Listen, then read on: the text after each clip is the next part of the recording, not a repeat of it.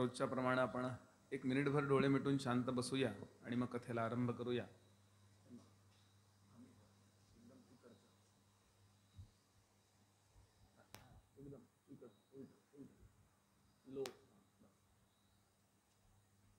थोडा कमी करा, बस थोडा कमी कर.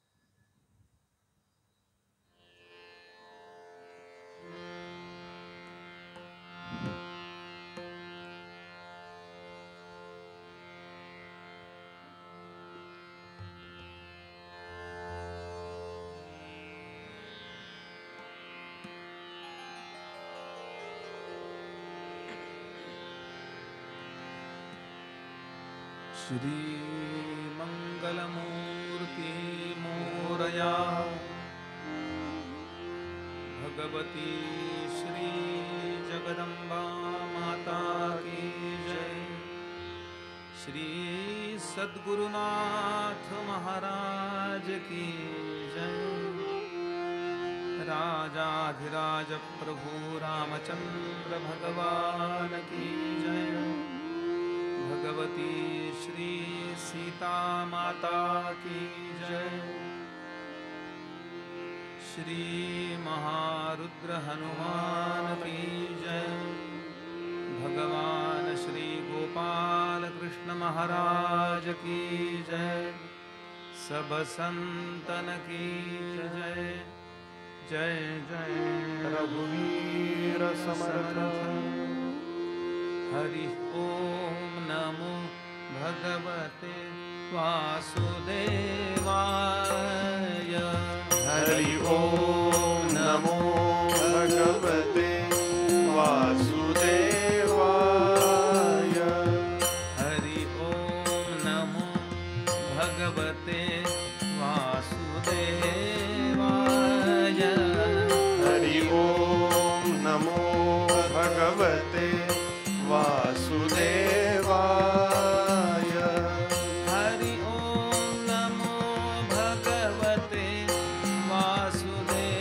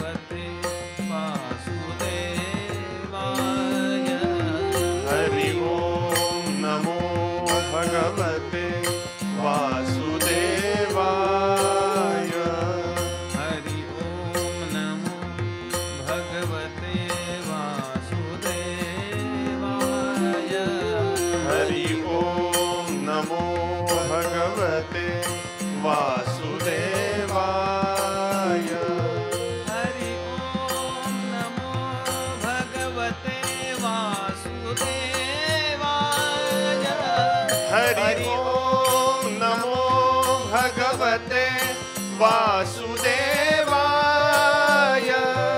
हरि ओम नमो भगवते वासुदेवाय। बोला हरि ओम नमो भगवते वासुदेवाय। हरि ओम नमो भगवते वासुदेवाय। हरि ओम नमो भगवते वासुदेवाय। हरि ओम नमो भगवते वासुदेवाय। हरि ओम नमो भगवते वासुदेवाय।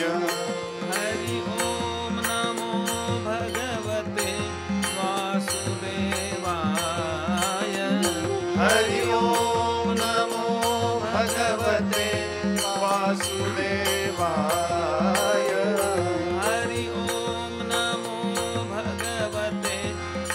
वासुदेवाय। हरि ओम नमो भगवते वासुदेवाय। हरि ओम नमो भगवते वासुदेवाय। हरि ओम नमो भगवते वासुदेवाय। हरि ओम नमो भगवते वासुदेवाय। हरि ओम नमो भगवते वासुदेवाय। हरि ओम नमो भगवते वासुदेवाय। राजाधिराज प्रभु रामचंद्र भगवान की जय। जय जय रघुवीर समर्थ गणाधीश जो ईश सर्वागुणांचा मुळारंभ आरंभ तो निर्गुणाचा। नमो शारदा मूळ चत्वार वाचा गमो पंथ अनंत या राघवाचा। शुका सारिखे पूर्ण वैराग्य जाचे वसिष्ठा परी ज्ञान योगेश्वराचे। कवी वाल्मिका सारिखा मान्य ऐसा नमस्कार माझा सद्गुरु रामदासा। कृष्णाय वासुदेवाय हरये परमात्मने प्रणतः क्लेशनाशाय गोविन्दाय नमो नमः। नारायणं नमस्कृत्य नरं चैव नरोत्तमं देवीं सरस्वतीं व्यासं ततो जयमुदीरये। जन्माद्यस्य यतोऽन्वयादितरतश्चार्थेष्वभिद्यस्वराट् तेने ब्रह्महृदाय आदिकवये मुह्यन्ति यत्सूरयः। तेजो वारिमृदां यथा विनिमयो यत्र त्रिसर्गो मृषा। धाम्ना स्वेन सदा निरस्तकुहकं सत्यं परं धीमहि। यं प्रव्रजन्तमनुपेतमपेतकृत्यं द्वैपायनो विरहकातर आजुहाव। पुत्रेति तन्मयतया तरवोऽभिनेदुः तं सर्वभूतहृदयं मुनिमानतोऽस्मि। वंशी विभूषितकरान्नवनीरदाभात् पीताम्बरादरुणबिम्बफलाधरोष्ठात् पूर्णेन्दुसुन्दरमुखादरविन्दनेत्रात् कृष्णात् परं किमपि तत्त्वमहं न जाने। सच्चिदानन्दरूपाय विश्वोत्पत्त्यादिहेतवे तापत्रयविनाशाय श्रीकृष्णाय वयं नुमः। अनेन प्रीयतां देवो भगवान् जानकीपतिः श्रीरामचन्द्रः पूर्वेषामस्माकं कुलदैवतं। श्रोता वक्ता श्रीराम समर्थ श्रीराम समर्थ श्रीराम समर्थ। जय जय रघुवीर समर्थ। ओम नमो भगवते वासुदेवाय। ओम नमो भगवते वासुदेवाय। ओम नमो भगवते वासुदेवाय।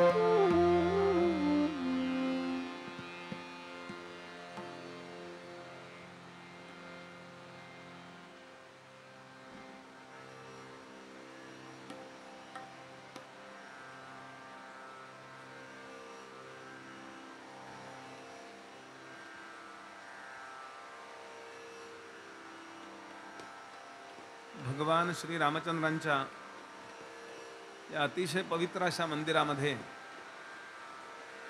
श्रीमद भागवताची कथा ऐकण्यासाठी या ठिकाणी उपस्थित असलेले सर्व भाविक अधिकारी श्रोते सर्वांच्या हृदयस्थ परमात्म्याला मनापासून नमस्कार करतो. धर्मावरती सदाचरणावरती ज्यांची विलक्षण निष्ठा आहे अशा पुण्यवान माता भगिनी आणि बंधू यांना वेगळा नमस्कार करतो. अधिकारी, साधक, तत्वचिंतक, श्रेष्ठाचे कला उपासक, वैदिक, याज्ञिक, कीर्तनकार, प्रवचनकार, समाजातल्या विविध क्षेत्रातले मान्यवर इथे बसलेले आहेत. सर्वांबद्दल आदराचा भाव व्यक्त करतो आणि निरूपणाला सुरुवात करतो.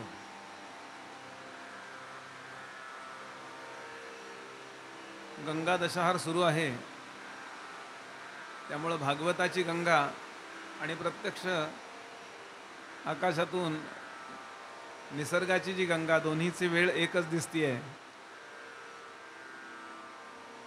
काहीतरी भगवंताचा हेतू आहे असा विचार करून आपण प्रत्येक गोष्टीला भगवंताच्या शरण जावं असं शास्त्र सांगतं. देवाचे इच्छेने वर्तावे, देव करील ते मानावे, मग सहजची स्वभावे कृपाळू देव. या न्यायाने त्याही व्यवस्थेला नमस्कार करूया आणि भागवताच्या पुढच्या कथानकाला आरंभ करूया.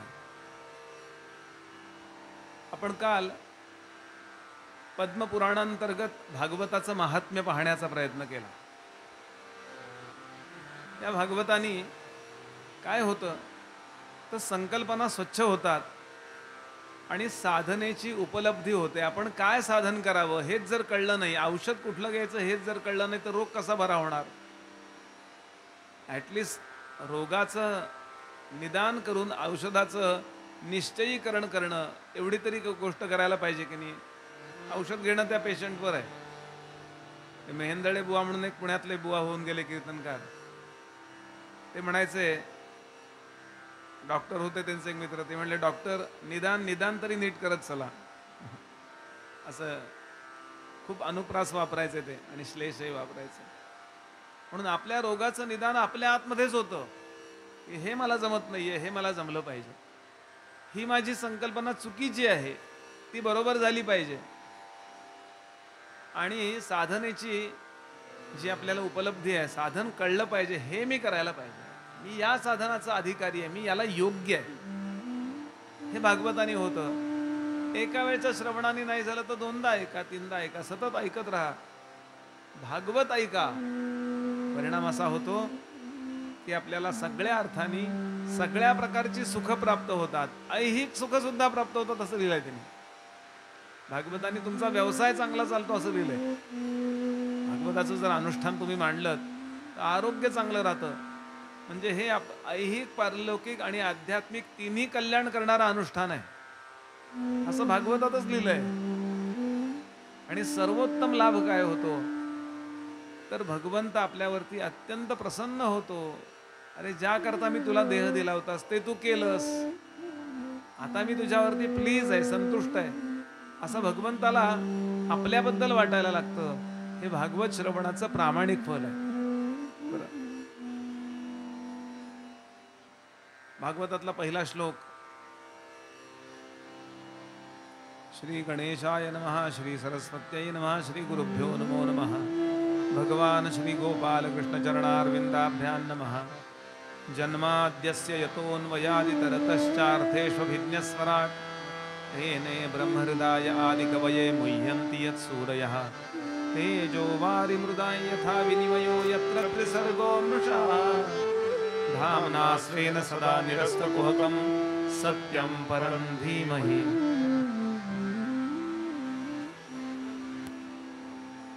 सर्वोत्तम ध्येय हा या पहिल्या श्लोकाने दिलेला आहे. बुद्धीने जे आपण धारण करतो ते आपलं स्वरूप असतं. बुद्धीनं धारण केलेली जी गोष्ट आहे ती आपल्याला सगळ्यात जास्त सुख किंवा दुःख किंवा मिश्र भावना देते. कारण आतून आत्मा आणि बाहेरून विचार असं बुद्धीचं स्वरूप आहे.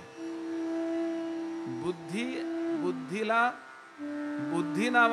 बुद्धी या गोष्टीला, बुद्धी नावानं जे काही वर्क आहे, जे काही कार्य आहे ते करायला प्रेरणा देणारा कोण आहे, तर तो आत्मा आहे, तो परमात्मा आहे, चैतन्य आहे असं म्हणा.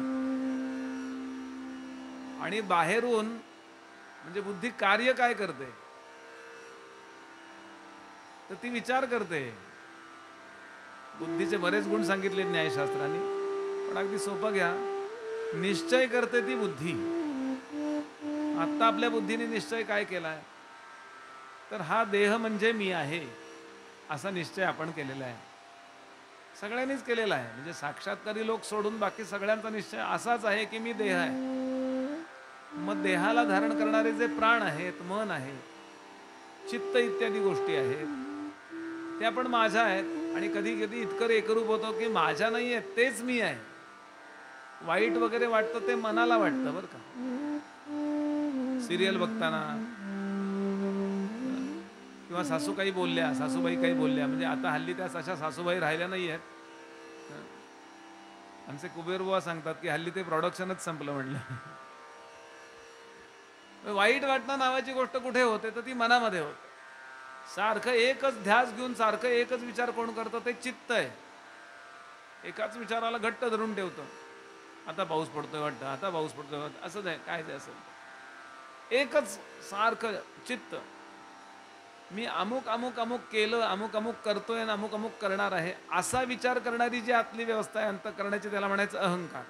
अभिमान धारण करतो तो अहंकार, संकल्प विकल्प करतं ते मन, निश्चय करते ती बुद्धी आणि चिंतन करतं ते चित्त.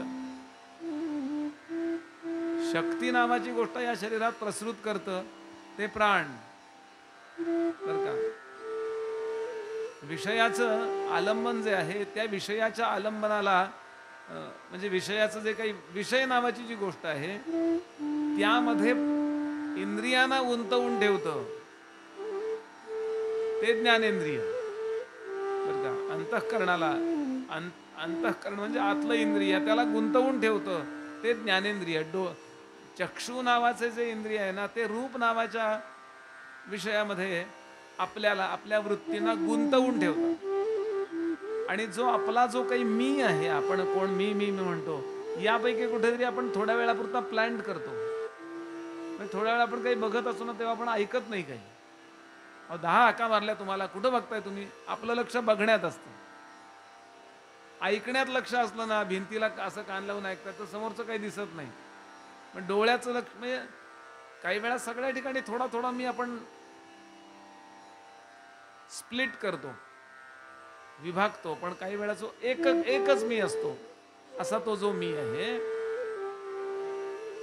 त्या मीला कल्पित मी आहे, त्या मीला नेमका मी कोण आहे हे समजून देण्याची प्रतिज्ञा म्हणजे पहिला श्लोक आहे. हे मला सांगायचं. सत्यम परम धीमहि.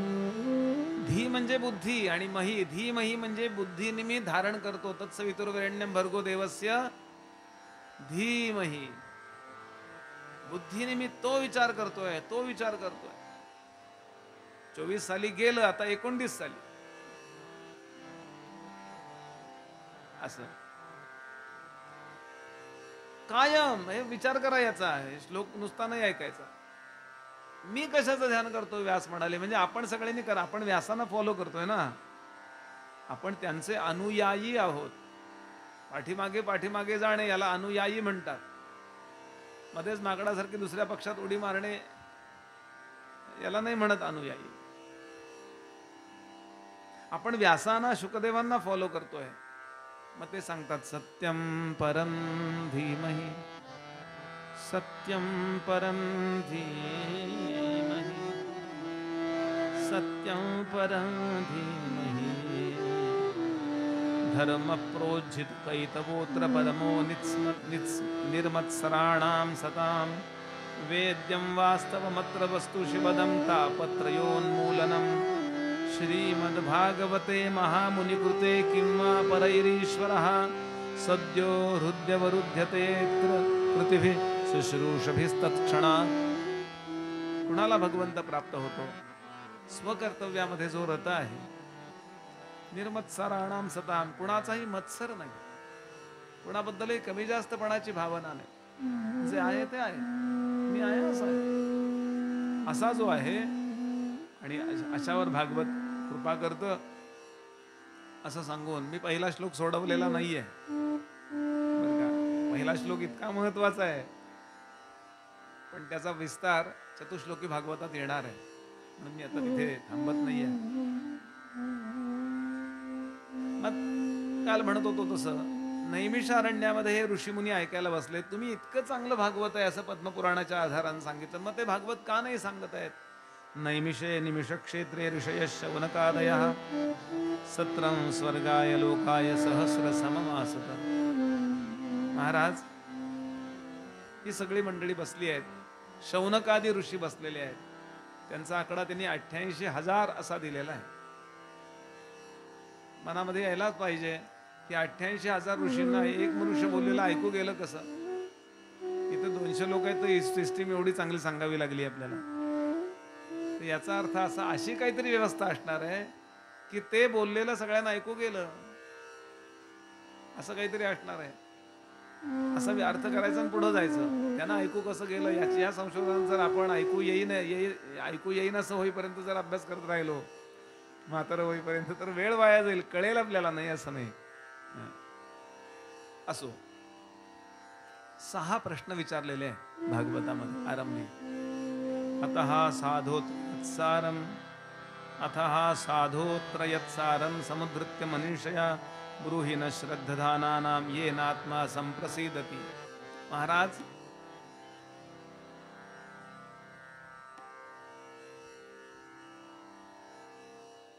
इतक्या मोठ्या ग्रंथांमधून सारभूत असं थोडक्यात तत्वज्ञान आम्हाला सांगा.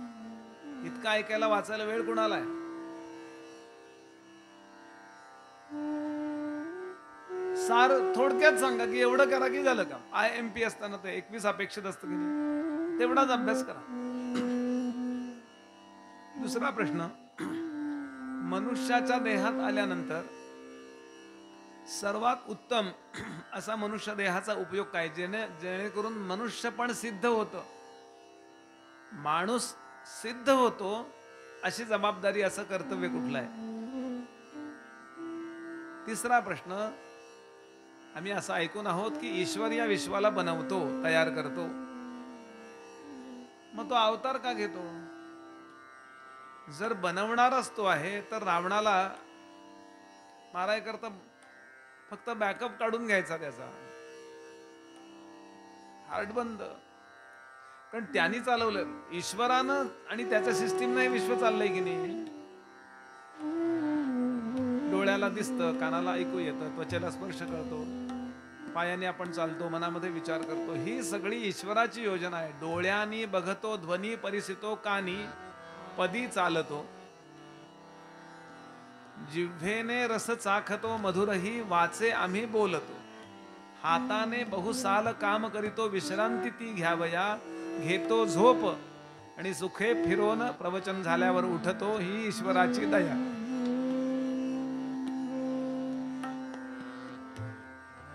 विचार करावं, जाग कोण आणतो? ही गोष्ट करून बघा, करणारे लोक असतील. झोप लागताना किंवा जाग येताना स्वतःला पकडता येते का बघा. स्वतःला म्हणजे शरीराला नाही पकडायचं. झोप लागताना काय प्रोसेस होते आणि कळायचं बंद होतं सगळं, तिथे पकडता येते का? किंवा जाग येताना अवघड आहे, कारण पटकन जागेच होतो आपण, काहीतरी वाचता आणि मोबाईल वाचतो. कोण जाग आणतोय? कोण डोळ्यांनी बघण्याची व्यवस्था करतोय? कानाने नाही बघताय, त्याला ईश्वर म्हणायचं. गॉड हा शब्द ऐकलाय की नाही आपण? God, generation operation destruction, GOD, तेच ईश्वर. विश्व निर्माण करतो, फक्त आपल्याला नव्हे, आपल्या एकट्याला नव्हे, अक्षा अनंत कोटी ब्रह्मांडांना निर्माण करतो. जसं समुद्रामध्ये लाटावर लाटा येऊन फेस यावा आणि त्या फेसाच्या प्रत्येक बुडबुड्यावरती सूर्याच्या किरणामुळं प्रत्येक त्या फेनावरती फेसावरती वेगळा सूर्य दिसावा, असे आहोत आपण सगळे. मग त्यापैकी एक रावण, एक बुडबुड आहे की नाही? एक बबल आहे की नाही, फोडून टाकायचा करून. ईश्वर त्याच्याकरता अवतार घेतो हे काय पटणार आहे का? ईश्वर अवतार का घेतो हा प्रश्न आहे. खूप छान आहे बरं. भागवतानी सगळ्या संकल्पना अशा क्लीन होऊन जातात. आपण काहीतरी समजत असतो, वेगळ्या ट्रॅकला असतो आणि भागवत धुवून टाकतं सगळं. असं नाही आहे, हे असं आहे. आणि प्रगल्भ अशी एक आपली चिंतन व्यवस्था आतल्यातच तयार होते. द्वेष, मत्सर या सगळ्यापेक्षा आपण वेगळे होतो आणि त्याचा परिणाम आपण सुखी होतो. आतापर्यंतच्या या कल्पामध्ये किती अवतार झाले, कोणकोणते झाले आणि त्यांनी काय काय लीला केल्या? चौथा प्रश्न लक्षात ठेवा.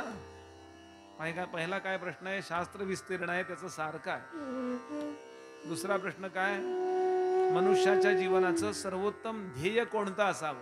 Which is the highest human value? तिसरा प्रश्न, ईश्वर अवतार का घेतो?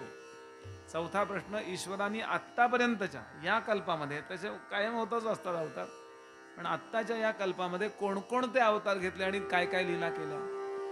पाचवा प्रश्न, ईश्वर विश्व निर्माण कसं करतो आणि का करतो? एकत्रच आहे प्रश्न. प्रोसेस काय त्याची? यानंतर हे निर्माण करतो, मग हे निर्माण करतो, असं काही आहे का? आणि सहावा प्रश्न, सध्याच्या काळामध्ये आता कोणताही अवतार सुरू नसताना शरण कुणाला जावं? त्यांचा प्रश्न जरा कॉम्प्लिकेटेड आहे. कृष्णावताराच्या समाप्तीनंतर धर्म कुणाला शरण गेला म्हणजे काय कळतच नाही.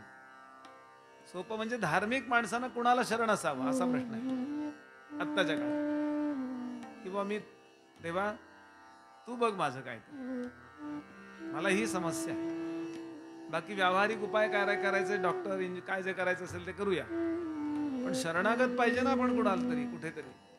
पूर्वी जबाबदारी होती. रामावतार सुरू होताना तेव्हा रामाला हाक मारली की राम यायचे आणि आपल्याला दुःखातून त्या संकटातून बाहेर काढायचं. जबाबदारी अवतार म्हणजे त्यांची जबाबदारी आहे ती.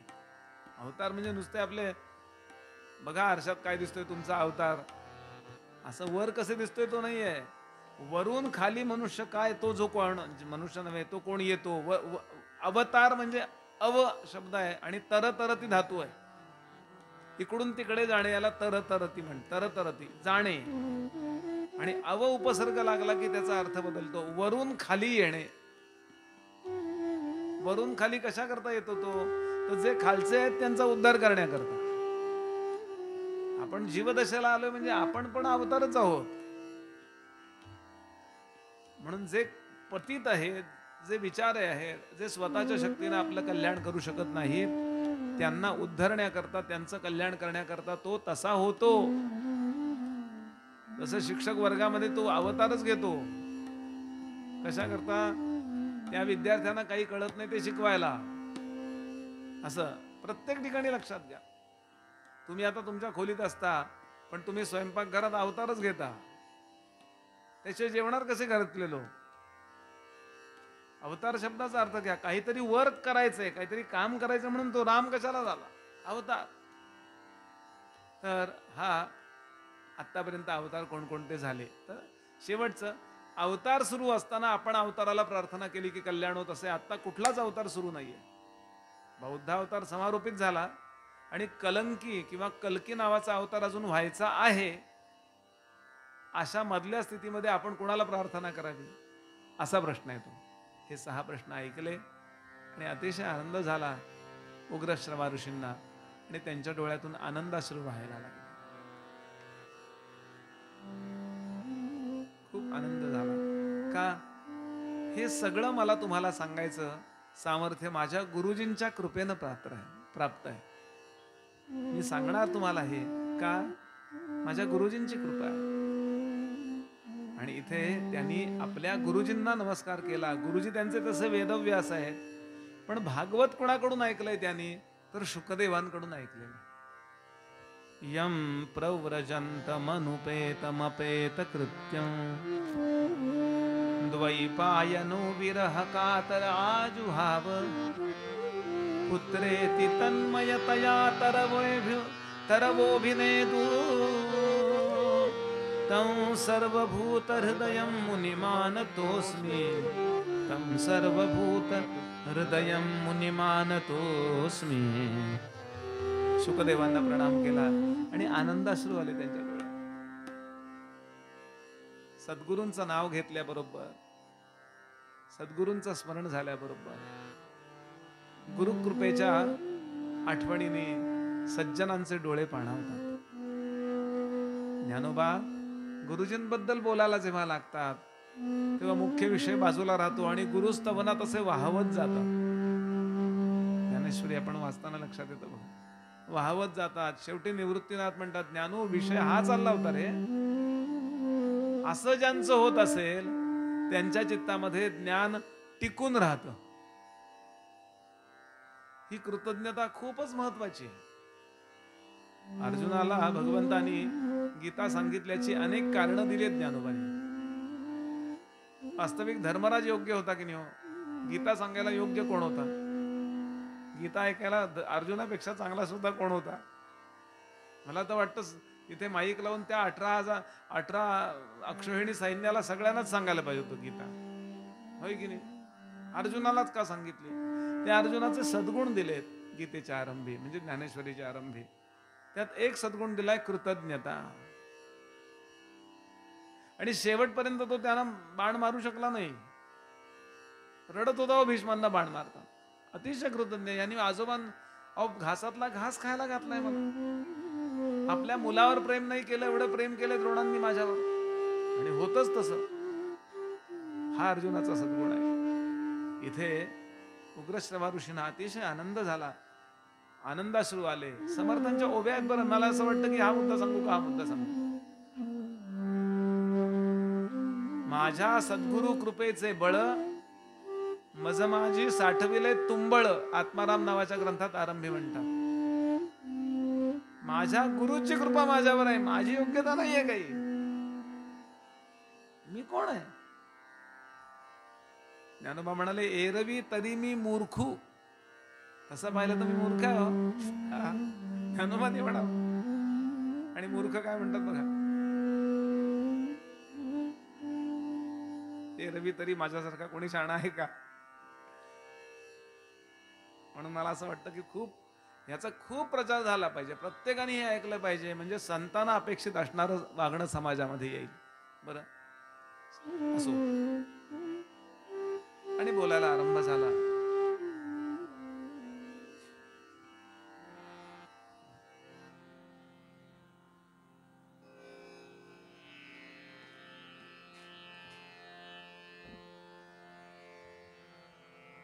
पहिला प्रश्न असा आहे, शास्त्र विस्तीर्ण आहे,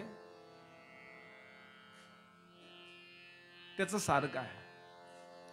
दुसरा प्रश्न असा आहे, मनुष्याच्या या देहाचं सर्वोत्तम कर्तव्य काय? या दोन्ही प्रश्नाचं उत्तर एकत्रच दिलंय त्याने.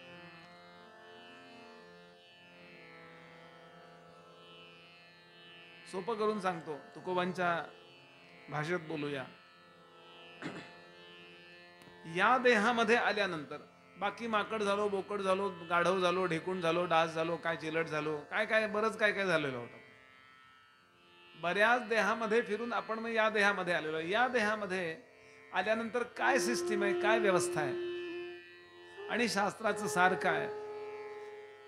तर ते सांगतात, वासुदेवे भगवती भक्ती योग प्रयोजितः जनयत्याशु वैराग्यम ज्ञानम यत्तद हैतुकम.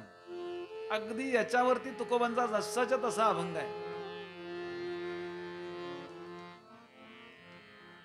माझे गुरुजी हा अभंग नेहमी कीर्तनाला घ्यायचे, म्हणून मलाही परवा असं वाटलं, अरे हा अभंग खूप दिवसात मी म्हटला नाहीये, इथे म्हणूया. हे जो जाणतो, हे जो आत्मसात करतो, त्याचा जन्म सार्थक झाला असं दुसऱ्या प्रश्नाचं उत्तर घ्या. आणि त्यानं काय करावं हे त्यानं जाणलं, ते जे करावं हे सांगितलेलं आहे, ते पहिल्या प्रश्नाचं उत्तर घ्या. गा गा मा गा मा धा मा प गा मा गा नी नी सा. भक्तीचा जिव्हाळा जाणे भक्तीचा जिव्हाळा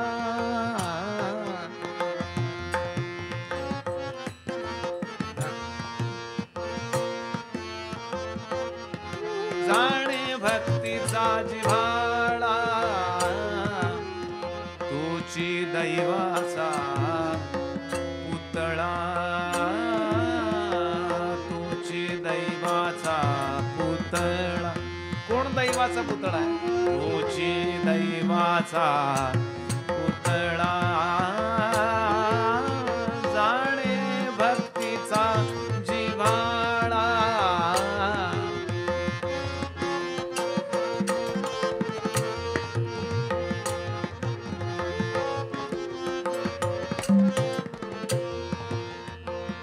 आणि कनये माझ्या मना तुकोबा म्हणतात मला काही बाकी कळत नाही. हे इथलंच म्हणताय.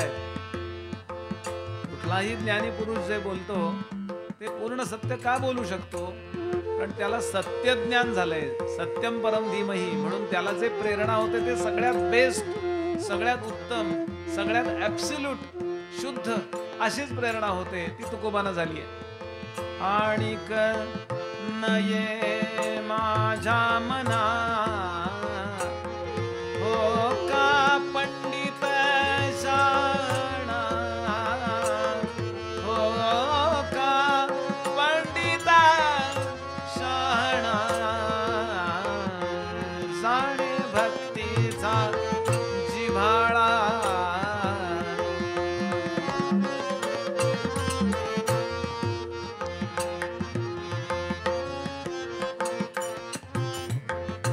नामरूपी जडले चित्त भगवंतावरती म्हणजे विश्वनिर्मात्यावरती. विश्वनिर्माता कळत नाही म्हणून अवतारावरती. अवताराचं चिंतन सुद्धा अवघड आहे म्हणून नामावरती.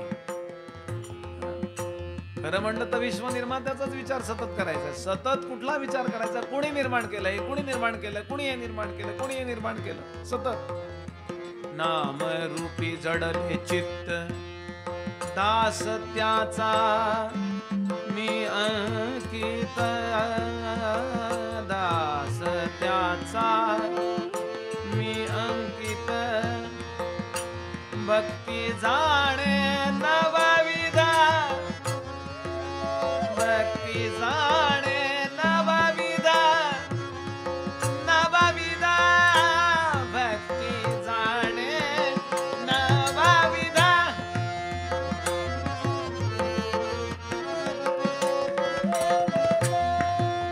गमधनि सा साध साध निसा सानि दम प गम साग नि साध नि सा गम ग सा धनि सा ग ग ग म म म प म ग गम ध गम प गम ध ग नि ध ध नि सा भक्ती जाणे नवविधा.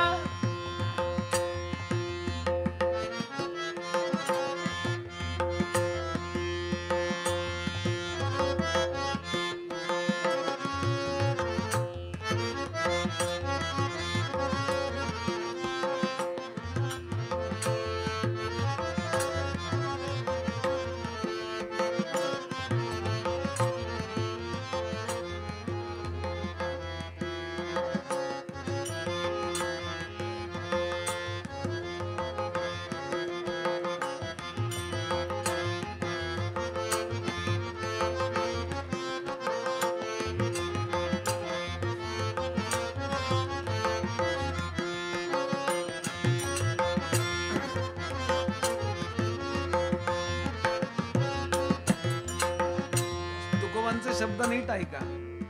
कोण सिद्ध झाला? या देहाचा सर्व सिद्ध होणं म्हणजे या देहाचा सर्वोत्तम उपयोग करणं. भक्ती जाणे नवविधा तुका म्हणे तोची सिद्ध तुका म्हणे तोची सिद्ध तुका म्हणे तोची सिद्ध तोची सिद्ध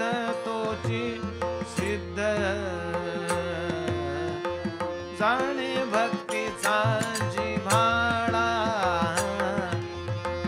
जाणे भक्तीचा जिव्हाळ, भक्तीचा जिव्हाळ, भक्तीचा जिव्हाळा.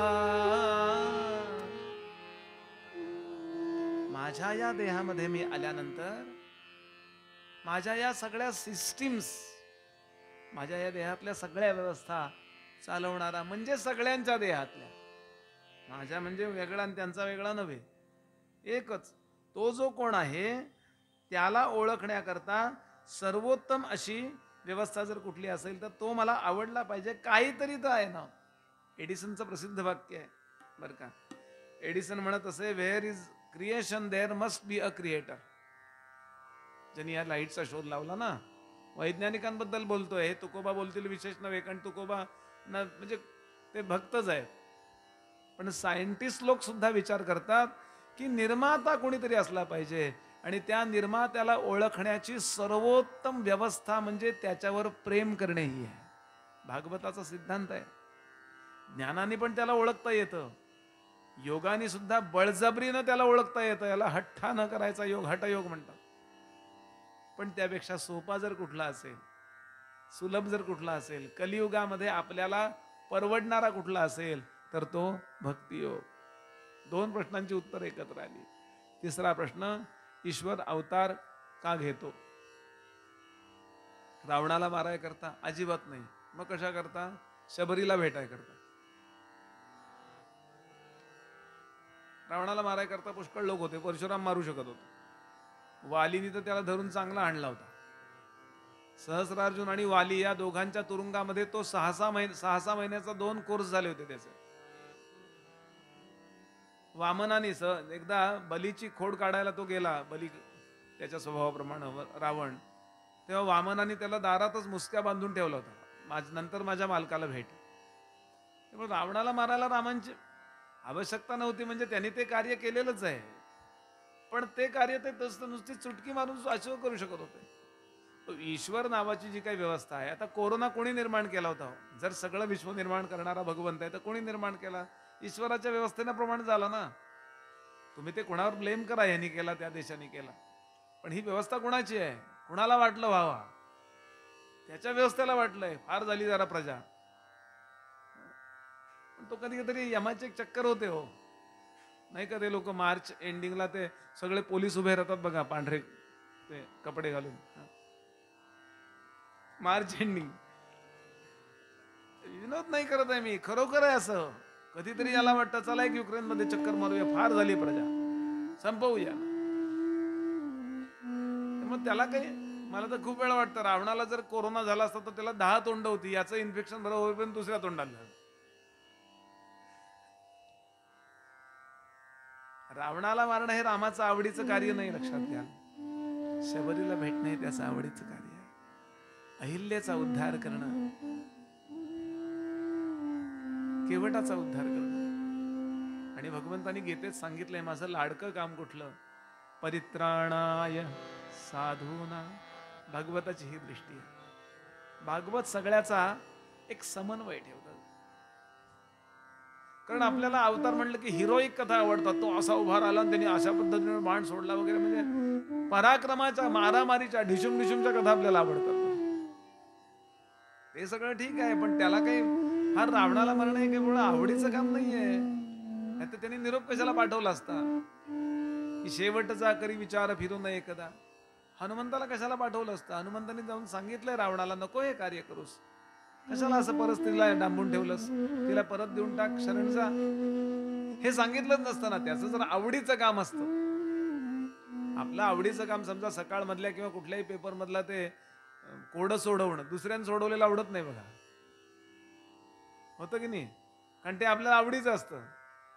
तसं तुम्ही कोणी हे करू नका, मीच त्याला ठार. भीमानं तसं केलंय, 100च्या 100 कौरवांना मी मारणार, तुमच्यात आवडीत सापडलं तरी सोडून द्यायचं माझ्या करता, असं महाभारतात श्लोक आहेत. तसं म्हणून देवाचं ते आवडीचं काम नाही. बरं, चौथा प्रश्न होता, अवतार किती घेतले आणि त्यांनी काय काय लीला केल्या, याचीच कथा आपल्याला पुढे 5-6 दिवस ऐकायची आहे. त्यामुळे रिपिटेशन टाळण्याकरता, आणि इथे आलाय तो अध्याय, पूर्णच्या पूर्ण अवतारांची यादी आली आहे अध्यायामध्ये बरं का. यानंतर हा अवतार घेतला वगैरे. 5वा प्रश्न, ईश्वर विश्व निर्माण का करतो आणि कसं करतो याची उत्तर पुढे येणार आहेत. आणि 6वा शेवटचा प्रश्न, सध्याच्या काळात धार्मिक व्यक्तीनं, सज्जन व्यक्तीनं शरण कुणाला असावं? सध्या अवतार सुरू असलेला कुठला आहे, काय करावं? याचं उत्तर त्यांनी दिलंय, भगवान अदृश्य जे झाले ते भागवत ग्रंथामध्ये झालेत. आपण ते अरेबियन नाईट्स मधलं अल्लाउद्दीन आणि जादूचा दिवा ही कथा ऐकली असेल ना, जादू का चिराग. असं असं असं केलं की त्यातनं तो जिन बाहेर येतो. कळाय करता सांगतोय बरं, जिन नव्हे हा, किंवा असला जिन तर महाभूत आहे, एको विष्णुर महद्भूतम असा आहे. नीट ऐका, भागवत ग्रंथामध्ये भगवान गोपाल कृष्ण असे अदृश्य झालेले आहेत, म्हणून भागवत ग्रंथ ही भगवंताची वाङ्मयीन मूर्ती सांगतात. भागवत ग्रंथ ज्याच्या घरात आहे त्या घराला पिशाच्याची कधी बाधा होत नाही. भागवताचा एक श्लोक जरी रोज वाचला तरी भगवंत आपल्या जीवनाला पूर्ण ताब्यात घेतो आणि आपलं कल्याणच करतो. आपण ठरवलं कल्याण करायचं स्वतः तरी सुद्धा नाही होऊ दे, काहीतरी अशी युक्ती करतो. आत्महत्या करायला निघालेल्या आत्मदेव ब्राह्मणाला परत आणलाय की नाही? कारण भागवत नावाच्या ग्रंथाला, याचा अर्थ भागवतातल्या विचारांना तो शरण होता. त्याला माहित नव्हता ग्रंथ तेव्हा, पण यातले जे विचार आहेत ते त्याला आवडत होते. ते माहित नव्हते तरी आवडत होते. आणि नंतर त्याच श्रवणाने तो उद्धरून गेलाय. काल आपण ही कथा पाहिली आहे. म्हणून आसाममध्ये वगैरे भगवान गोपाल कृष्णांच्या जन्माच्या वेळेला पाळण्यात बाळ ठेवत नाहीत, नारळ ठेवत नाहीत, ग्रंथ ठेवतात. आसाममध्ये गोपाल कृष्णाची मंदिर आहेत ना, कारण त्यांनी म्हटलंय ना, तेनेयम वाङ्मयी मूर्ती प्रत्यक्षा वर्तते हरे. हे हरीची वाङ्मयीन मूर्ती, 3 प्रकारच्या मूर्ती असतात लक्षात घ्या प्रत्येकाच्या, तुमची माझी सुद्धा. आपण जर आपल्याला जे वाटतं ते लिहिलं, ती आपली वाङ्मयीन मूर्ती आहे. ही आता जी आहे आपण जे ही आपली चिन्मयी मूर्ती आहे. आणि आपला स्टॅच्यू करून जर कोणी लावला, जसा लावलाय आतमध्ये रामरायांचा तो स्टॅच्यू आहे, ती त्यांची मृण्मयी मूर्ती आहे. म्हणजे मातीच्या प्रकाराची, पाषाण प्रकाराची मूर्ती. तिन्ही त्याच्याच मूर्ती आहेत. पण वाल्मिकी रामायण ही रामाची वाङ्मयीन मूर्ती आहे. त्या तो जो वावरला इकडे तिकडे रामराय किंवा कृष्णराय आत्ताही प्रकट झाला, तर ती त्याची चिन्मयी मूर्ती आहे बरं का. आणि त्याचे विचार, ज्ञानोबांची चिन्मयी म्हणजे ज्ञानोबांची मूर्ती जी आहे, वाङ्मयीन मूर्ती म्हणजे ज्ञानेश्वरी. कारण विचार हे आपलं खरं जीवन आहे ना. म्हणतो ना, दिसायला नुसता चांगला दिसतो, इतके वाईट तुझे विचार असतील असं वाटत नव्हतं, असं म्हणतात ना. असं किंवा चांगलं आहे, अरे दिसायला आता सामान्य दिसतोय पण काय छान विचार आहेत त्याचे, असंही होतं ना. तर ते विचार, या भागवताला शरण असा हे सांगणं चाललंय. कुणाला शरण असा? आणि शरण असा म्हणजे काय? आरती करा असं आहे का त्याचं अर्थ? उदबत्ती लावा. आमच्याकडे एक डॉक्टर आहेत, ते म्हणले औषध वेळच्या वेळेला घेणार असाल तर माझ्याकडे या, आता मी उदबत्ती, हळद कुंकू सगळं देतो म्हणले. घेतात ना औषध, पुढ्याच्या पुढ्या घरी पडलेले असतात, घेतच नाहीत औषध. त्यात सांगितलेलं जे आहे तसं वागणं हे त्याला शरण जाणं आहे. आणि या पद्धतीने 6 प्रश्नांची उत्तर दिली. आता यांनी प्रश्न पुढचा विचारला की महाराज मला असं विचारायचं आहे, शौनक विचारतायत की व्यासाने हे भागवत कसं लिहिलं, शुकदेवानं कसं शिकवलं? शुकदेवानी राजा परीक्षितीला सांगितलं असं तुम्ही म्हणालात, पण परीक्षिती राजा पृथ्वीचा आहे, तो भागवत ऐकायला कशाला आला? काय काय घडत गेलं हे मला इतिहास हुकूम व्यवस्थित सांगा. ते मी ऐकायला, आम्ही सगळेजण ऐकायला उत्सुक आहोत. आणि ते सांगायला आरंभ करतायत. थोडं नाम गाऊया आणि प्रत्यक्षात पुढच्या कथेला आरंभ करूया.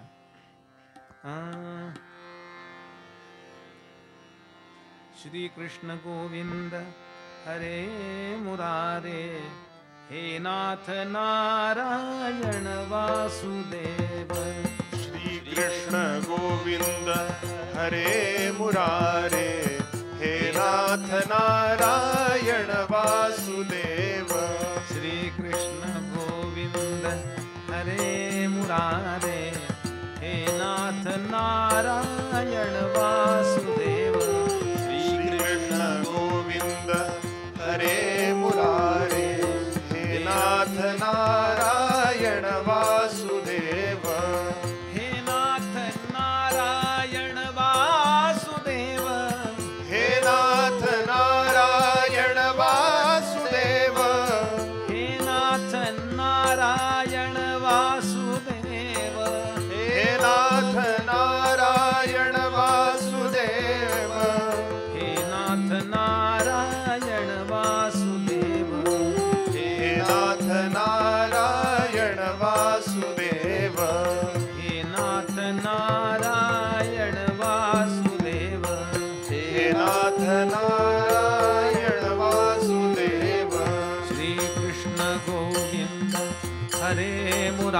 मुरारे गोविंद हरे मुरारे श्री कृष्ण गोविंद हरे मुरारे श्री कृष्ण गोविंद हरे मुरारे हे नाथ नारायण वासुदेव बोलिए हे नाथ नारायण वासुदेव हे नाथ नारायण वासुदेव हे नाथ नारायण वासुदेव ओम नमो भगवते वासुदेवाय ओम नमो भगवते वासुदेवाय ओम नमो भगवते वासुदेवाय उग्रश्रवा ऋषी सांगतात महाभारती युद्धाचा शेवटचा दिवस आहे आणि त्यावेळेला वाचलेले जेवढे लोक होते त्यामध्ये अश्वत्थामा होता. मेले नव्हते हे लोक. 5 पांडव वाचलेत आणि दुर्योधन मरणाची वाट बघतोय. फुटलेला आहे, त्याचे पाय तुटले होते, मांड्या फुटल्या होत्या आणि मरणाची वाट बघतोय. अशा वेळेला अश्वत्थामा कृतवर्मा तेव्हा मेला नव्हता, कृपाचार्य आणि अर्धा तुटलेला दुर्योधन. त्यावेळेला अश्वत्थाम्याला मुख्य केला, त्यांनी सेनापती केला. सांगितलं फार दुष्ट आहे दुर्योधन, अतिशय दुष्ट आहे, अजून युद्ध संपलेलं नाही आहे. अरे आता शपथविधी चाललाय. नाही असतात पूर्वीपासून आहे, लक्षात घ्याल. वामपंथी आणि दक्षिणपंथी यांचं भांडण फार पूर्वीपासून आहे. आज आहे काल आहे असं समजू नका, अनादिकालापासून आहे ते, बरं का.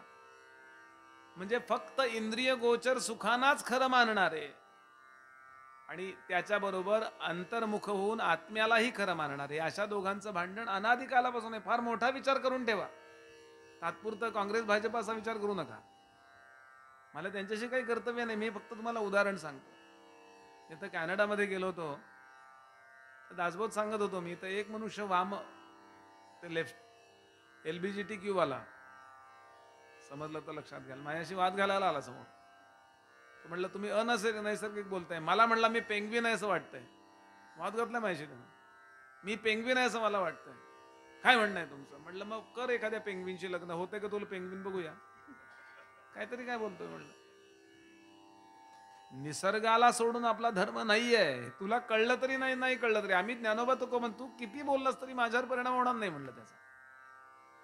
आम्ही पक्के ज्ञानोबा तुकोबांचे आहोत. ज्ञानोबा तुकोबा रामदास स्वामी गोंदवलेकर महाराज सांगतील किंवा स्वामी स्वरूपानंद सांगतील, हे आमच्या करता म्हणजे ज्ञानोबा. स्वरूपानंद म्हणजे ज्ञानोबाच आहेत, लक्षात घ्या.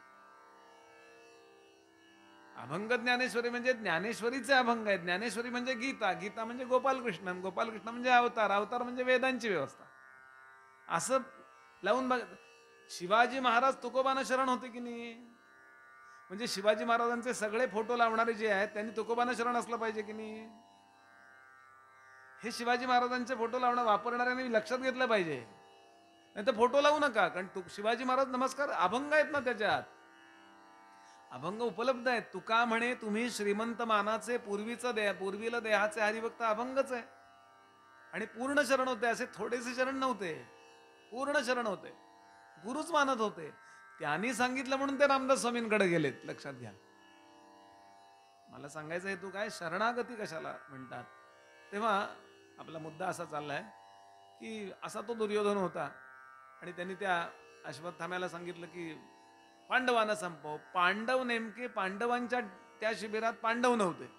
पांडव समजून त्यांच्या 5 मुलांना द्रौपदीच्या असं चिरलं होते, माना गळे चिरले त्या अश्वत्थाम्याने. धृष्टद्युम्नाला तसाच मारून टाकला द्रौपदीच्या भावाने. आणि प्रसंग रंगवायला नको, आपल्याला पुढे जायचंय. हे पाहिल्यावर द्रौपदी कोसळली मनातल्या मनात. 5 मुलं अशी मेली, त्यांची नावं दिली आहेत. सुतसोम आहे, प्रतिविंध्य आहे, श्रुतकर्मा आहे, श्रुतसेन आहे. युद्ध करता करता तेजस्वीपणानं रणात मेली असते तर तिला वाईट वाटलं नसतं. कपटानं मारलं. आपल्या मुलाला खर्चटलं तर आपल्याला किती वाईट वाटतं. नुसतं खर्चटेल या कल्पनेने किती वाईट वाटतं. आणि भीम आणि अर्जुनाला कळलं की हे काम सगळं अश्वत्थाम्याचं आहे. खूप संतापले ते. अरे इतका चांगला आमच्यावर प्रेम करणारा, भावासारखा आमच्या, इतका वाईट वागला. पोचले तिथे जाऊन आणि मुसक्या बांधून त्याला आणला, द्रौपदी समोर उभा केला. बोलो द्रौपदी, कशा पद्धतीची शिक्षा देऊ सांग? बोटी एवढे तुकडे करू, राई एवढे छोटे छोटे तुकडे करू याचे? त्याला पाहिलं आणि द्रौपदीचं विशाल अंतःकरण कळवळलं. ती सांगते, मुच्यताम मुच्यताम एष ब्राह्मणो नितरां गुरु. सोडा सोडा त्याला, सोडा. ब्राह्मण हा अवध्य असतो, याला नका मारू. म्हणजे तो दुसरा कोणी असता तर त्याला मारला असता, असाही अर्थ नव्हे. ती सांगते, याला ठार मारल्यानंतर मला जे दुःख होतंय ते याच्या आईला होईल, ते नको व्हायला. काय द्रौपदीचं अंतःकरण असेल हो. आम्हाला नुसतं प्रवचनात थोडं पुढं सरक म्हटलं तर राग येतो. इतका मोठा अपराध करून सुद्धा द्रौपदी क्षमा करते. अंतःकरणाची विशालताच माणसाला महान बनवते. नव्हे, तिनं शपथ घातली आहे द्रोणांची अर्जुनाला. द्रोणांची शपथ आहे तुम्हाला. सएद ऋषभ भगवान द्रोण पुत्र रूपेण वर्तते. द्रोण म्हटल्यावर तो मागे सरकला, कारण द्रोणाचार्य हा अर्जुनाचा वीक पॉइंट होता. गुरुवर नितांत प्रेम होतं. भीम म्हणला, मी काय तसलं ओळखत नाही. भीम हा वेगळाच होता बरं का. सगळ्या पूर्ण महाभारतात भीम एका बाजू. भीमाची स्टाईलच. भीम रोज म्हणायचा काकांना नंतर, काय काका झालं का फुकटचं जेवण, असा होता भीम. रोज रतीब घातल्यावर का बोलायचा, झालं का फुकटचं जेवण, रोजच. आणि धृतराष्ट्र बिचारा ऐकायचं. युद्धानंतर भीमाचं आता ती पद्धत आहे त्याची. साई से सच्चा रहो, सज्जन से सद्भाव, दुनिया से ऐसा रहो जैसा पढे डाव. पण धर्मराज बरोबर विरुद्ध होता. धर्मराज आपल्या आई वडिलांवर प्रेम करतो ना, तेवढं काकू काकांवर प्रेम करतो. अध्यायाचा भागवता तो रडत होता, काकू काका निघून गेले तर. माझ्या सेवेत काय चुकलं? म्हणून माझे गुरुजी नेहमी सांगायचे, महाभारतातली सगळीच्या सगळी तुम्हाला पात्र वठवता येतील. तुम्ही नकुल होऊ शकता, सहदेव होऊ शकता, अमुक होऊ शकता, कृष्ण सुद्धा एक वेळ होऊ शकता, पण धर्मराज होणं अवघड आहे. आणि त्याला फारच उदारता लागते अंतःकरणाला. तशीच द्रौपदी अतिशय उदार होती. आणि तिने सांगितलं, भीमाला नका ठार करू. आणि कृष्णाने इथे रदबदली केली आहे. कृष्ण म्हणाले, सज्जनाचा किंवा ब्राह्मणाचा, विद्वानाचा अपमान करणं म्हणजे त्याला ठार मारल्यासारखं आहे. म्हणून त्याचा मस्तक मणी काढून घेण्यात असतात आला. हे पिनल ग्लँड्स असतात ना इथे, आता त्या नुसत्या मोकळ्या कॅप्सूल सारख्या आहेत. तुम्हाला आम्हाला सगळ्यांना त्या आहेत, पण त्याचा निमित्त अश्वत्थामा झालाय. पुढचं कळायचं त्याने आपल्याला, काय अंदाज कळायचा. तो असा करून काढून घेतला आपण, जसं फणसातला गरा काढतो की नाही, म्हणजे कळाय करता सांगतोय. आणि तेव्हापासून माणसाच्या पिनल ग्लँड संपल्या नाही आहेत आता आपल्याला. त्या विकसित करावी लागते, मग ती येते.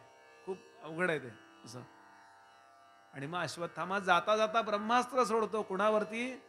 उत्तरेच्या गर्भावरती. पांडवांचा शेवटचा वंश कोण होता? तर अर्जुनाचा मुलगा अभिमन्यू. ते अभिमन्यू मरून गेला, पण मरण्यापूर्वी त्याची पत्नी उत्तरा गर्भवती राहिली. उत्तरा हे तिचं नाव आहे. विराटाची मुलगी ती, विराट नावाच्या राजाची. मला इथे खूप सांगायची गरज नाही. परदेशात गेल्यावर आधी विराट कोण सांगायला लागते, असं होतं. म्हणून तिथली कथा आम्ही 15 दिवसाची असो. कारण काहीतरी आपल्याला माहिती आहे, मग त्याच्या पुढचं मी सांगणार आहे ना. असं प्रत्येक वेळेला होणार आहे. तिच्या पोटावर गर्भ, त्या गर्भावरती एवढं पोटातलं भ्रूण, त्याच्यावरती ब्रह्मास्त्र सोडलं यांनी. किती वाईट वागावं. आणि ते ब्रह्मास्त्र जसं यायला लागलं तशी ती धावत धावत आली कृष्णांच्या समोर, रथासमोर. घडाबडा लोळायची वेळ आली. ती म्हणली, कृष्णा देवा, मामा मला पोटाला खूप त्रास होतोय, मामा आजोबा मला खूप त्रास होतोय, काहीतरी मला होतंय पोटात. कृष्णाने क्षणभर डोळे मिटले आणि कुठलं इन्फेक्शन होतंय हे जाणलं. महाभारतात ही कथा जास्त सविस्तर येते. आणि एकच वाक्य बोलला तो, मी आयुष्यभर कडकडीत ब्रह्मचर्य पालन केलं असेल तर ते ब्रह्मास्त्र तिथेच थांबेल, परत फिरेल. आणि मी आयुष्यात कधी खोटं बोललो नसेल तर हे बाळ व्यवस्थित जन्माला येईल. दोन्ही वाक्य खोटी आहेत की नाही? पण भागवताचा पहिला श्रोता अव्यंग जन्माला आला. महाभारतात वर्णन आहे, कृष्णाने आयुष्यभराची सगळी पुण्य त्या बाळाच्या करता खर्च केली. इतका भागवताचा श्रोता कृष्णाला आवडतो. परीक्षितीने केलेली जी महान कार्य आहेत, त्यात सर्वोत्तम कार्य कुठलं आहे? तर भागवत श्रवण आहे. त्याकरता त्याला जिवंत ठेवायचं आहे. त्यानंतर ठेवला नाही बरं का, नंतर काम झालं त्याचं, म्हणजे पूर्ण झाला. नंतर तो जीव अजरामर झाला, तो असा विचार करा. कारण तो आत्मरूप झाला ना. मरण येणार नाही आहे इथपर्यंत तो जाऊन पोहोचला. मरण नावाची गोष्ट मला येणारच नाही आहे. इतका कृष्ण प्रेम करतो आपल्या सगळ्यांवर, हे मला सांगायचं. असो. आणि यानंतर अश्वत्थामा निघून गेला. अश्वत्थाम्याला शाप दिलाय कृष्णाने इथे, बरं, की इथून पुढची तुझी ही जखम कपाळाची जी आहे ती 2500-3000 वर्ष बरी होणार नाही. तो काळ संपून गेलाय. 5000 वर्ष झाली या गोष्टीला. त्यामुळे आता तो व्यवस्थित असेल जिथे कुठे असेल तिथे. आणि तो काय करतोय आता, तर त्याला पुढच्या मन्वंतरामध्ये व्यास व्हायचं आहे. त्याला ती पर्सनॅलिटी आवडली आहे म्हणून तो तपश्चर्या करतोय अश्वत्थामा. असा महाभारतात स्वच्छ उल्लेख आहे. कशा करता? मला व्यास व्हायचं आहे. सावर्णी मन्वंतर नावाचं मन्वंतर, आत्ता जे मन्वंतर चालू आहे हा वैवस्वत मनु चालू आहे, नाही का? गुरुजी वैवस्वत मन्वंतरे म्हणतात बघा. पुढचं मन्वंतर कुठलं आहे? त्याचं आहे सावर्णी मनु. 14 मन्वंतर आहेत. यातला आता सावर्णी मनु येणार आहे किती वर्षानंतर? आत्ता फक्त 28 युग झालेली आहेत. अशी 71 युग जेव्हा संपतील, असो त्या काउंटिंग मध्ये जात नाही, तर अजून कंटाळा येईल तुम्हाला. आला विषय तर बोलू आपण तो. कारण खूप हे सगळं मला खूप वेळा वाटतं की असे कुठले ग्रंथ नाही तो पुराणांसारखे की करोडो वर्षाचा इतिहास एकत्र आणलाय. नाही, करोडो वर्षाचा. ख्रिस्तपूर्व ख्रिस्तोत्तर या शब्दात अडकलेलं नाही इथे. खूप जुना आहे. असो. आणि यानंतर कृष्ण भेटायला आले ते भीष्मांना. धर्मराजाचं उत्तम राज्य सुरू झालं. वाट बघत बघत बघत बघत दुर्योधन मरून गेला. भीष्मांचं निर्वाण होणार आहे. आणि तिथे धर्मराजाचं राज्य सुरू झाल्यानंतर हा कृष्ण आणि सगळे पांडव भेटायला आले. तेव्हा भीष्म शरपंजरी पडलेले होते कुरुक्षेत्रावरती. आजही ते ठिकाण दाखवलं जातं. आणि त्यांच्या भोवती कोण कोण होते? पर्वतो नारदो धौम्यो भगवान बादरायण, बृहदश्वो भरद्वाज सशिष्यो रेणुकासुतः, वसिष्ठ इंद्र प्रमदस स्त्रितो गृत्समदो असितः, कक्षिवान गौतमो अत्रिश्च कौशिकोथ सुदर्शनः, अन्ये च मुनयो ब्रह्मरातादयो अमलाः, शिष्यैः उपैता आजग्मुः कश्यपा गिरसादयः. म्हणजे मरणाऱ्या माणसाला साथ करायची असते. म्हणजे ही नव्हे, मी बसायचं असतं त्याच्यावरती त्या आजूबाजूला, की कोण त्याला कंपनी देणार? ज्याचं जीवन म्हणजे विनोद म्हणून नका घेऊ, खूप अवघड आहे. आणि ते मरण म्हणजे साधं मरण नाही. आता केव्हा एकदा मरतायत केव्हा एकदा मरतायत असं नव्हे. साक्षात्कारी महापुरुष आहेत हे. आणि आता ते देह टाकणार आहेत. कसलं अवघड आहे. मला खूप वेळा हा प्रसंग सांगताना ऐकताना किंवा अभ्यासताना वाटतं, अहो अंगात अशी जागा नव्हती.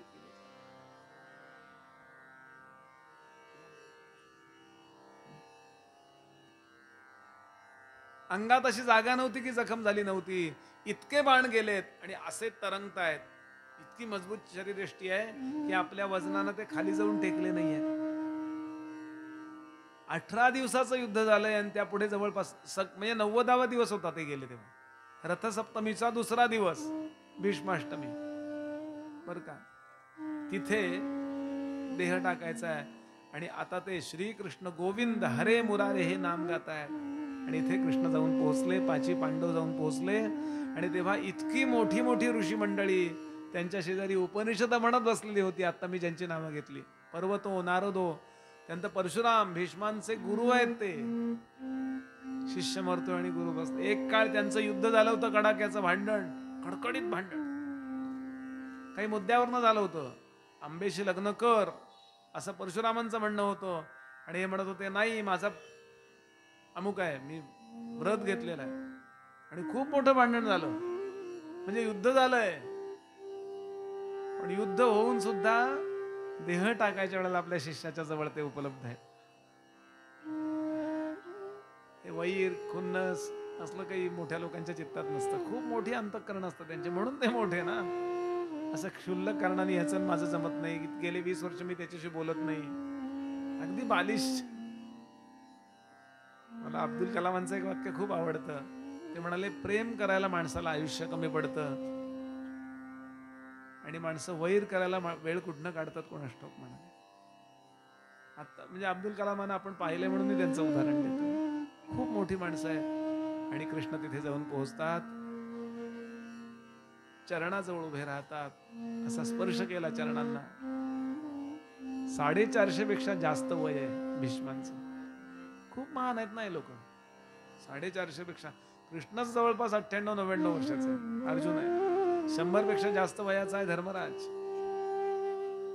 आणि इथे अप्रतिम अशी 2 पर्व महाभारतात आली आहेत, शांती आणि अनुशासन. ज्याला राज्य चालवायचंय ना, त्यानं शांती पर्वामध्ये उपपर्व आहेत. राजधर्म पर्व एक आहे, दुसरं त्यांनी सांगितलंय आपद्धर्म पर्व, आणि तिसरं मोक्ष धर्म पर्व. मोक्ष धर्मात अप्रतिम उपदेश आहे. महाभारत अभ्यासा, महाभारत ऐका. फार गंमत आहे, लोकांना वाटतं महाभारत ऐकू नये, महाभारत घरात ठेवू नये, अख्खा टीव्ही ठेवलाय. त्यापेक्षा महाभारत काय वाईट आहे? महाभारताचा ग्रंथ ज्याच्या घरात असतो त्याचा कधी पराभव होत नाही, असा महाभारतात व्यासाने श्लोकच लिहिलेला आहे.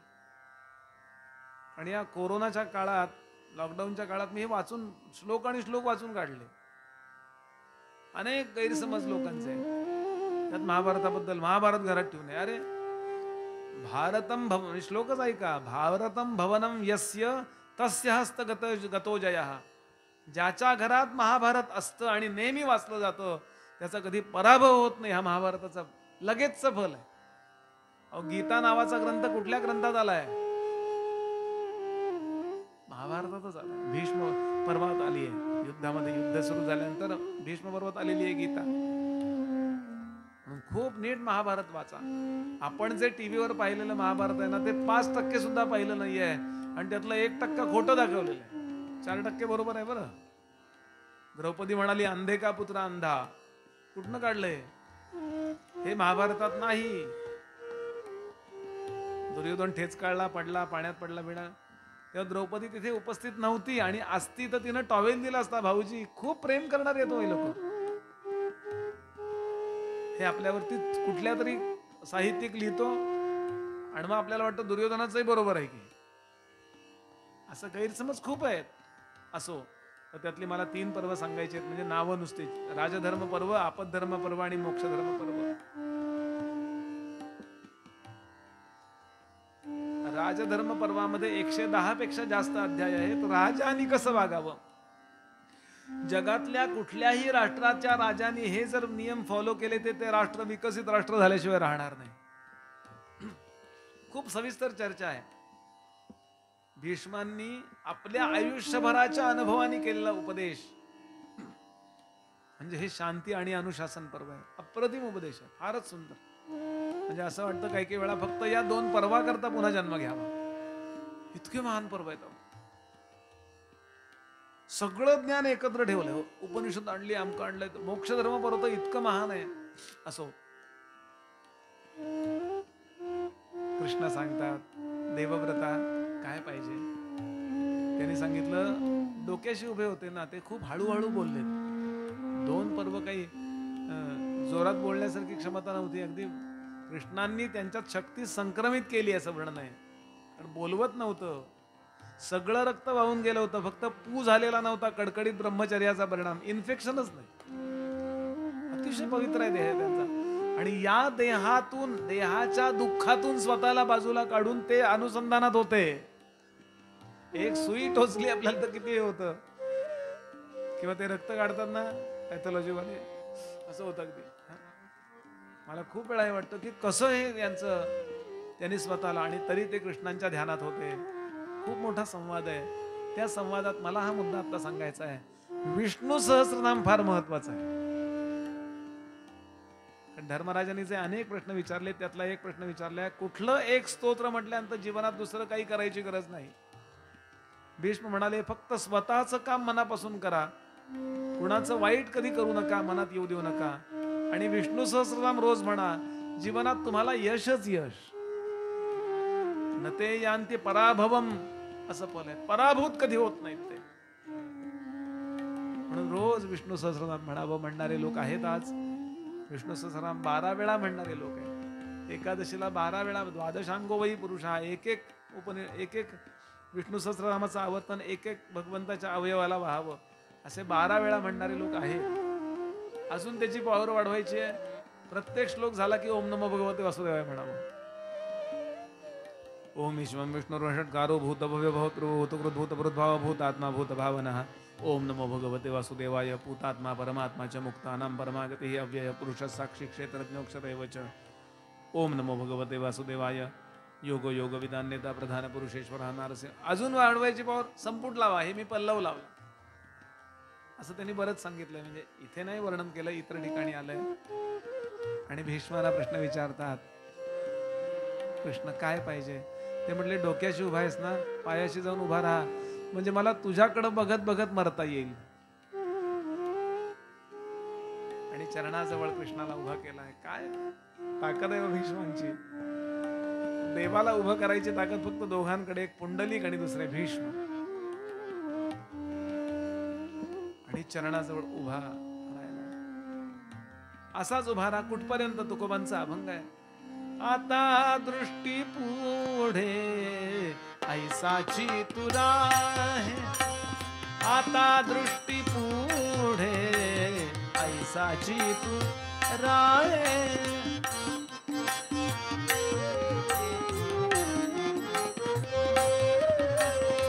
जो मी तुझ पाहे पांडुरंगा.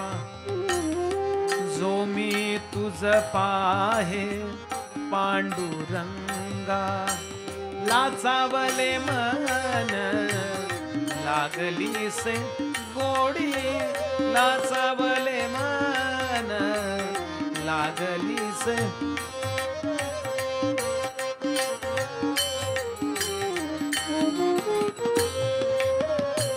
जे जीवेन सोडी ऐसे झाले. आणि असा समोर उभा केलाय त्याला. शरपंजरी भीष्म पडलेत. आजूबाजूला अनेक ऋषी मंडळी आहेत, पांडव आहेत. आणि भीष्म अशी पूजा करतायत. ओम विश्वं विष्णुर्वषट्कारो भूत भव्य भवत प्रभू. भूतकृत भूतभृद्भावो भूतात्मा भूत भावना. भूतात्मा परमात्मा च मुक्तानां परमागतिः. अव्ययः पुरुषः साक्षी क्षेत्रज्ञोक्षर एव च. योगो योग विदान नेता प्रधान पुरुषेश्वरः. नारसिंह वपु श्रीमान केशवः पुरुषोत्तमः. काय हो, कसा प्रसंग आहे. हे असे पडायला कारणीभूत तो आहे व्यवहारांना विचार केला तर. पण मी मेलो तरी चालेल, पण मी तुला शरण आहे. याला शरणागती म्हणतात. माझ्या मनासारखं झालं प्रपंचातलं तर मी तुला शरण आहे, नाहीतर मी तुला शरण नाही. काही शरणागती आहे?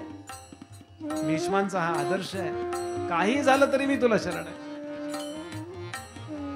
देवा खूप गोड आहेस रे तू. आवडे हे रूप गोजिरे सगुण. आवडे हे रूप गोजिरे सगुण. पाहता लोचन सुखावले. पाहता लोचन सुखावले.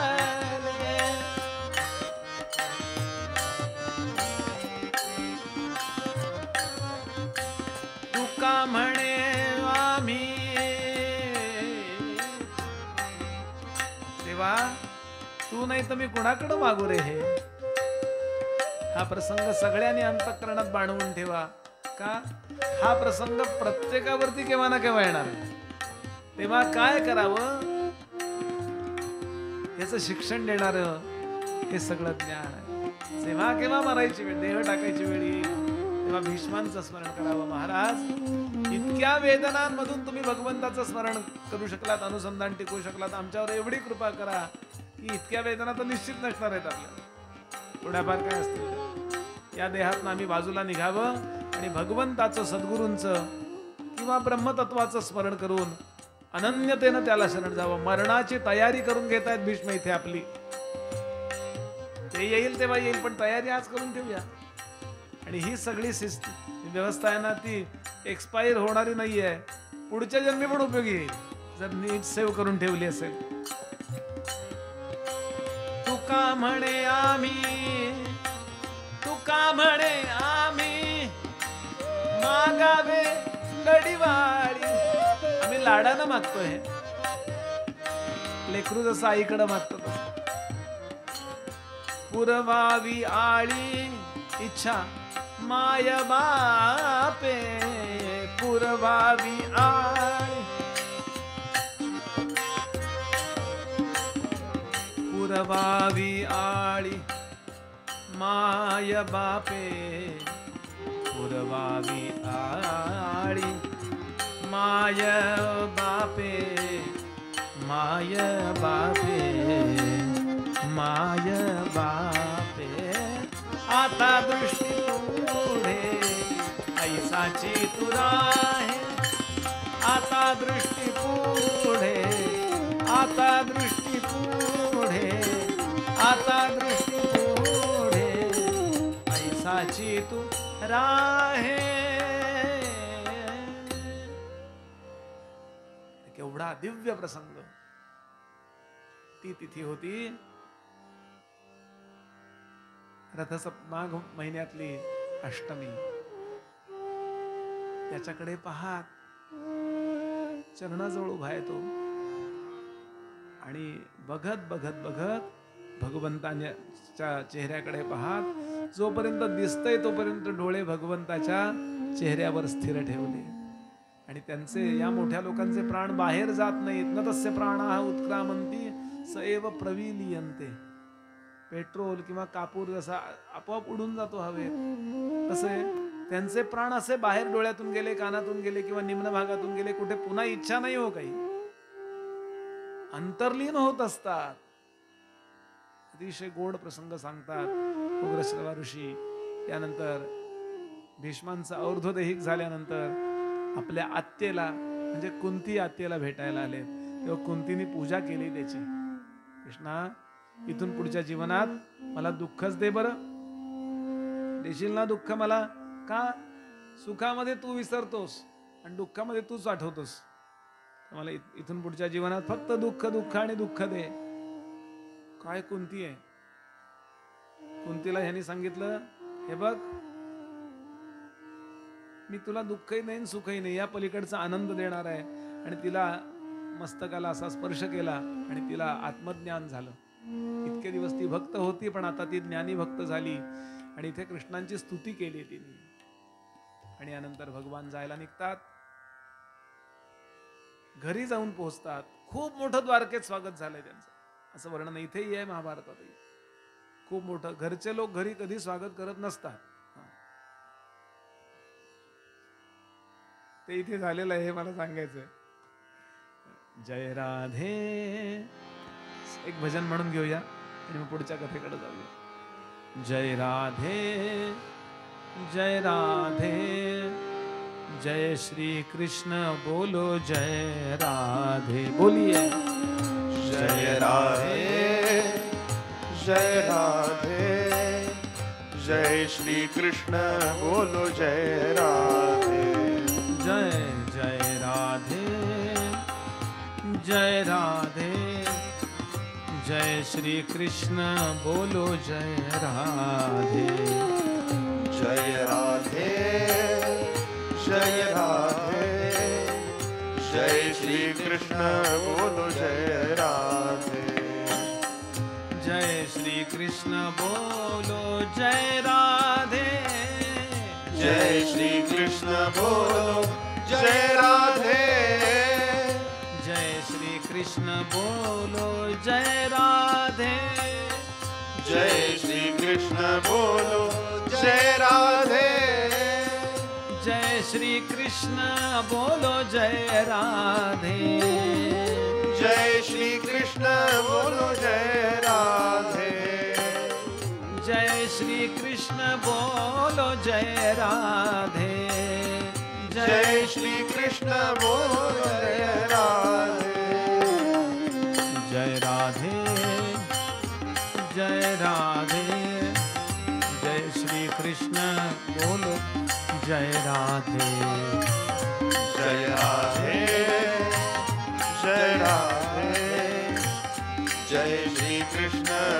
बोलो जय राधे। जय राधे जय राधे, जय श्री कृष्ण बोलो जय राधे।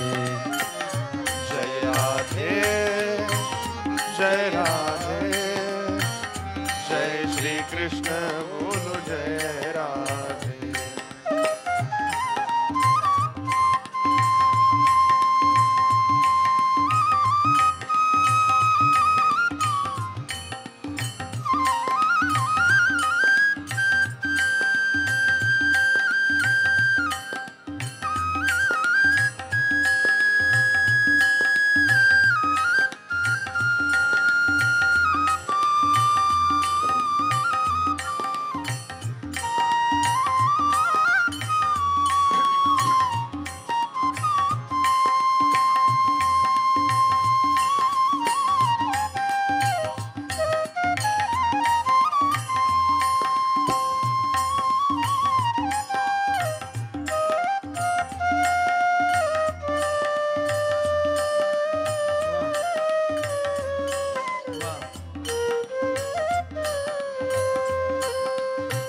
जय राधे जय राधे, जय श्री कृष्ण बोलो जय राधे। जय राधे जय राधे, जय श्री कृष्ण बोलो जय राधे। ओम नमो भगवते वासुदेवाय। ओम नमो भगवते वासुदेवाय। ओम नमो भगवते वासुदेवाय। उग्रसेवा ऋषी सांगतात, यानंतर धर्मराजांनी अतिशय सुंदर राज्य केलं, ज्याच्यावरून धर्मराज्य हे नाव पडलं ते हे राज्य. रामराज्य आणि धर्मराज्य अतिशय चांगले लोक आहेत सगळे. वाईट वागायचंच नाही कधी, दंड द्यायची गरजच नाही, स्वतःहूनच चांगलं वागायचं. असं विदुरांची कथा इथे येते, जी 3ऱ्या स्कंधात जास्त सविस्तर आहे. त्याचा उल्लेख इथे येतो की युद्धामध्ये विदुरांनी सहभाग घेतला नव्हता. युद्धामधून विदुर निघून गेले होते आणि वेश पालटला त्यांनी आपला. कारण ओळखतील ना लोक, विदुर हे पूर्ण सार्वभौम अशा हस्तिनापुराचे महामंत्री होते. त्यामुळे त्यांना ओळखू नये म्हणून असं काहीतरी अवलियाचा ड्रेस करून ते 35 वर्ष जवळपास फिरत होते. युद्ध 90 दिवसच, म्हणजे युद्ध 18 दिवसच झाले. नंतर 90 दिवसांनी भीष्म गेलेत आणि एक 3-4 महिन्यांनी राज्य सुरू झालंय परत यांचं. त्यानंतर 35 वर्षांनी जवळपास विदुरांना सोमनाथाच्या जवळ प्रभास आहे ना, सोरटी सोमनाथाच्या जवळ, या प्रभासला कळलं की कृष्णावतार समाप्त झाला. म्हणून ते भेटायला आले आपल्याकडे हस्तिनापूरला. त्यांनी सांगितलं नाही धर्मराजाला असं आहे तसं आहे, काही बोलले नाहीत. ते भेटले, म्हणजे काका आलेत, काकांच्या पायाजवळ हा पुतण्या बसलाय, त्यांना खुर्चीत बसवलंय सिंहासनावर आणि धर्मराज त्यांचे पाय चेपतोय, असं वर्णन आहे. कसं चाललंय काय वगैरे. आणि नंतर भेटायला गेले ते आपल्या भावाला धृतराष्ट्राला. खूप धृतराष्ट्राचे खूप प्रेम होतं विदुरावरती. बोलणं चालणं झालं आणि एकदम त्यांचा स्वर बदलला. काय त्याला दादा बिदा काय म्हणत असतील ते, आपल्याला ते इथं राहायचं नाहीये, आपल्याला निघून जायचंय. म्हणून गांधारी माता, धृतराष्ट्र आणि विदुर हे 3 जण कुणालाही न सांगता पहाटेच्या वेळेला उत्तर द्वारानं हिमालयात निघून गेले, असं वर्णन आहे. धर्मराज नेमका तिथे नव्हता. धर्मराज जेव्हा आला, धर्मराजाचा नियम होता रोज पहाटे आंघोळ संध्या वगैरे, अग्नी होता त्याचा, रोज अग्निकार्य करत असे. तो अग्नीमध्ये आहुती दिली की तो पहिल्यांदा आईवडिलांना समजून, आईवडील समजून यांच्या काकांच्या दर्शनाला जात असे. तेव्हा तो तिथे कोसळलाय असं वर्णन केलंय त्यांनी अक्षरशः, की गेले कुठे हे सगळे. आणि नोकरा चाकरांना त्यांनी सांगितलं होतं की सांगू नका मी कुठे गेलोय, धृतराष्ट्राने सांगितलं होतं. तेव्हा खूप वाईट वाटलंय असा इथे उल्लेख येतो. खूप वाईट वाटलं धर्माला, माझ्याकडनं सेवा जमली नाही का म्हणून निघून गेले काकू काका. सज्जनपणाची परिसीमा म्हणजे धर्मराज आहे. आणि इतक्या तुंबरांसह नारदांचं आगमन इथे होतं. अथा जगाम भगवान नारद सह तुंबरुः प्रत्युत्थायाभिवाद्याह सानुजो अभ्यर्चयन्निव फार छान अशी पूजा केली त्या दोघांची त्यांनी, आणि तो बोलायला उद्युक्त झाला. त्याचा चेहरा पाहिला आणि नारदांनी प्रश्न विचारलाय, अरे काय झालं तुला? तुझा प्रसन्न असणारा चेहरा असा का झालाय? वाईट कसलं वाटून घेतोयस तू? त्यानं घडलेला सगळा प्रसंग सांगितला. त्याच्या प्रश्नाकडे पूर्ण दुर्लक्ष केलंय त्याने. साप उडवून लावलेत मुद्दे त्याच्यावर. माझे काका गेले, मला असं वाटतं. कसला विचार करतोस म्हणे तू? इथे एक छान श्लोक आलाय, त्यातलं 4थं चरण सगळ्यांना पाठ असतं, बऱ्याच लोकांना पाठ असतं बरं का. ते म्हणाले, दुसऱ्याची काळजी घेणारा मनुष्य स्वतःही मरणाला सामोरा जाणार असतो हे त्याला माहिती नसतं काय? समर्थांनी याचं वर्णन केलंय. मरे एक त्याचा तुझा शोक वाहे, अकस्मात तोही पुढे जात आहे. पुरे नाजनी लोभरे क्षोभ त्याते, म्हणोनी जनी मागुता जन्म घे. त्याचा मूळ स्रोत इथं आहे. अहस्तानि सहस्तानाम अपदानि चतुष्पदान फल्गुनी तत्र महताम जीवो जीवस्य जीवनम. त्यातलं जीवो जीवस्य जीवनम पाठस्थपर्यंत. अरे तू त्यांची काळजी करतोस काय? तुला पण एक दिवस मरावं लागणार आहे. ते कुठे आहेत मी तुला सांगतो, मला पत्ता माहिती आहे. हिमालयाच्या दक्षिणेला सप्तस्रोत नावाचा एक भाग आहे. सप्तस्रोत. या सप्तस्रोताच्या ठिकाणी ही सगळी मंडळी आहेत. आणि आता तो तपाला बसलेला आहे. तुझा काका तपाला बसलेला आहे. पूर्वीचे काका लोक तपाला बसत असत. आणि तिथे मोठा अग्नी लागणार आहे. आणि त्या आगीमध्ये गांधारी आणि धृतराष्ट्र जळून मरणार आहे, हे लक्षात ठेव. आणि तू जाऊ पोचू शकणार नाही आहेस. विदुर तिथून दूर गेलेले आहेत. त्या विदुरांना तू भेट जाऊन, नंतर कुठे जाऊन भेट तेही सांगितलंय. ते तुला भेटणार आहेत. तू तपाला जाशील तेव्हा. तू तपाला कधी जा? कृष्णावतार जोपर्यंत आहे, नारदाने सांगितलं, तोपर्यंत तू इथे नंतर राहू नकोस. आणि नारद निघून गेले. म्हणजे असं मोगम उत्तर दिलं, परफेक्ट नाही सांगितलं. आणि इतक्यात अर्जुन आलाच. कृष्णावतार समाप्त झालाय सांगायला. आणि मग मात्र कोसळलेत सगळे. खूप वाईट वाटलं. इथे ते वर्णन आहे की ज्याने आमची कधी उपेक्षा केली नाही, कधी उपेक्षा केली नाही. आमच्या बरोबर मित्रासारखा राहायचा. पिते व पुत्रस्य सखे व सख्यो. वडील गेल्यानंतर आमची काळजी कोणी घेतली असेल तर कृष्णाने घेतली. इतका महान होता, पण कधी आम्हाला जाणवू दिलं नाही त्याने. कधी असं जाणवू दिलं नाही की मी कोणी मोठा आहे. आम्ही त्याची थट्टा मस्करी करायचो. किती प्रेम केलंय. मी निवांत झोप काढायचो आणि हा मात्र शस्त्र सावरून ठेवायचा दुसऱ्या दिवशीच्या युद्धाची.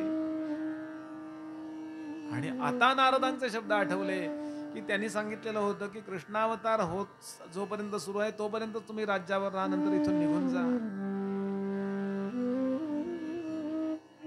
एक महत्वाचा संदेश आला इथे.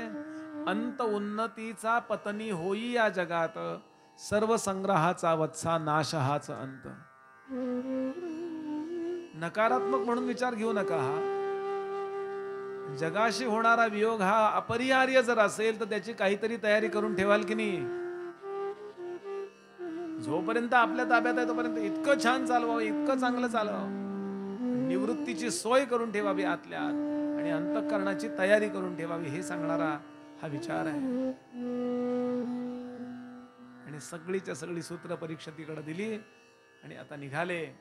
कुठे कुठे गेले त्याची यादी महाभारतात जास्त, इथे सविस्तर नाही, कारण ही परीक्षितीची कथा आहे ना. त्यात ते थोडेच आलेत. मग त्यानंतर ते उत्तरेला जायला निघालेत. वरुण आलाय, वरुण नावाचा देव, आणि त्यांनी सांगितलं अर्जुना तुझं धनुष्य दे. ते मी दिलं होतं तुला. मग ते धनुष्य देऊन टाकावं लागलं. आणि बद्रीनाथ, बद्री केदार आणि केदारनाथला यांनी तपश्चर्या केलेली आहे. आणि मग पुढे पांडव जाता जाता जाता स्वर्गारोहण पर्व, महाभारतातलं शेवटचं पर्व. इकडे परीक्षितीचं राज्य सुरू झालं. इतकं उत्तम राज्य चालवलं होतं त्यांनी. पहिल्यांदा त्यांनी आपल्या ताब्यात राज्य आल्यानंतर काय काय जिंकलं याची यादी दिली आहे. भरपूर काय काय. सगळेच्या सगळे प्रांत जिंकलेत. भीम कुठपर्यंत गेला होता कल्पना आहे का आपल्याला? इथे वर्णन आहे, भीमानी इंडोनेशिया वगैरे जिंकलेला आहे आणि त्याच्या खुणा आजही आहेत. इंडोनेशियात बाली, इंडोनेशिया इस्लाम राष्ट्र आहे माहिती आपल्याला, पण बाली वगैरे जकार्ता, बालीमध्ये आजही मोठी मोठी मंदिर आहेत. तिथल्या मुलांची नावं भीम वगैरे आहेत, अजून हजारो वर्ष होऊन गेली तरी, आणि अजून सुद्धा त्यांनी ही मंदिरं पाडलेली नाही आहेत. आपले नवाज शरीफ जेव्हा 25 वर्षापूर्वी पंतप्रधान झाले होते, याचे आता पुन्हा होणार आहेत वाटतं असं मी ऐकलं, पाकिस्तानचे, तेव्हा ते इंडोनेशियाला गेले होते. तेव्हा त्यांनी त्या लोकांना सांगितलं, त्यांच्या नोटेवर गणपती आहे हो, इंडोनेशियाच्या करन्सीवर गणपती आहे. त्यांनी सांगितलं, अरे this is Indian god, remove it, तो काढून टाका गणपती, दुसऱ्या नोटा छापा, असं त्यांनी इंडोनेशियाच्या लोकांना सांगितलं. तेव्हा इंडोनेशियाचा जो राजा होता त्यांनी सांगितलं, हमने हमारा धर्म बदला है, बाप नहीं, असं सांगितलं त्यांनी. इथपर्यंत गेला भीम. ही महाभारतातली वर्णन सांगतोय मी. महाभारत थोडं थोडं का सांगतोय म्हणजे भागवताला जरा पूरक होतं ते म्हणून. असो, आणि तसंच यांनी जिंकलंय सगळं, जिंकत जिंकत असं सगळी म्हणजे किमपुरुष लोक, कंभोज, त्यानंतर सिंहपुरी म्हणजे सिंगापूर, असं बऱ्याच भाग जिंकला. कारण पुन्हा पुन्हा पराक्रम, जसं या 5 वर्षांनी पराक्रम करायचा असतो की नाही यांनी, त्यातच सगळं जीव जातोय. काम कधी करणार राष्ट्राचं. असो, आणि उत्तम राज्य सुरू झालं. आणि त्याच्या एक लक्षात आलं की कलियुग सुरू होत आहे आणि कलियुगामध्ये धर्म कमी व्हायला लागला. कली नावाच्या युगाची जी देवता आहे, म्हणजे मुख्य आहे, तो देव आहे का काय त्याचा विचार नको करायला, मुख्य आहे तो असा देवता रूपात प्रकट झालाय. बॉडी धारण करून, शरीर धारण करून, विग्रह धारण करून प्रकट झालाय.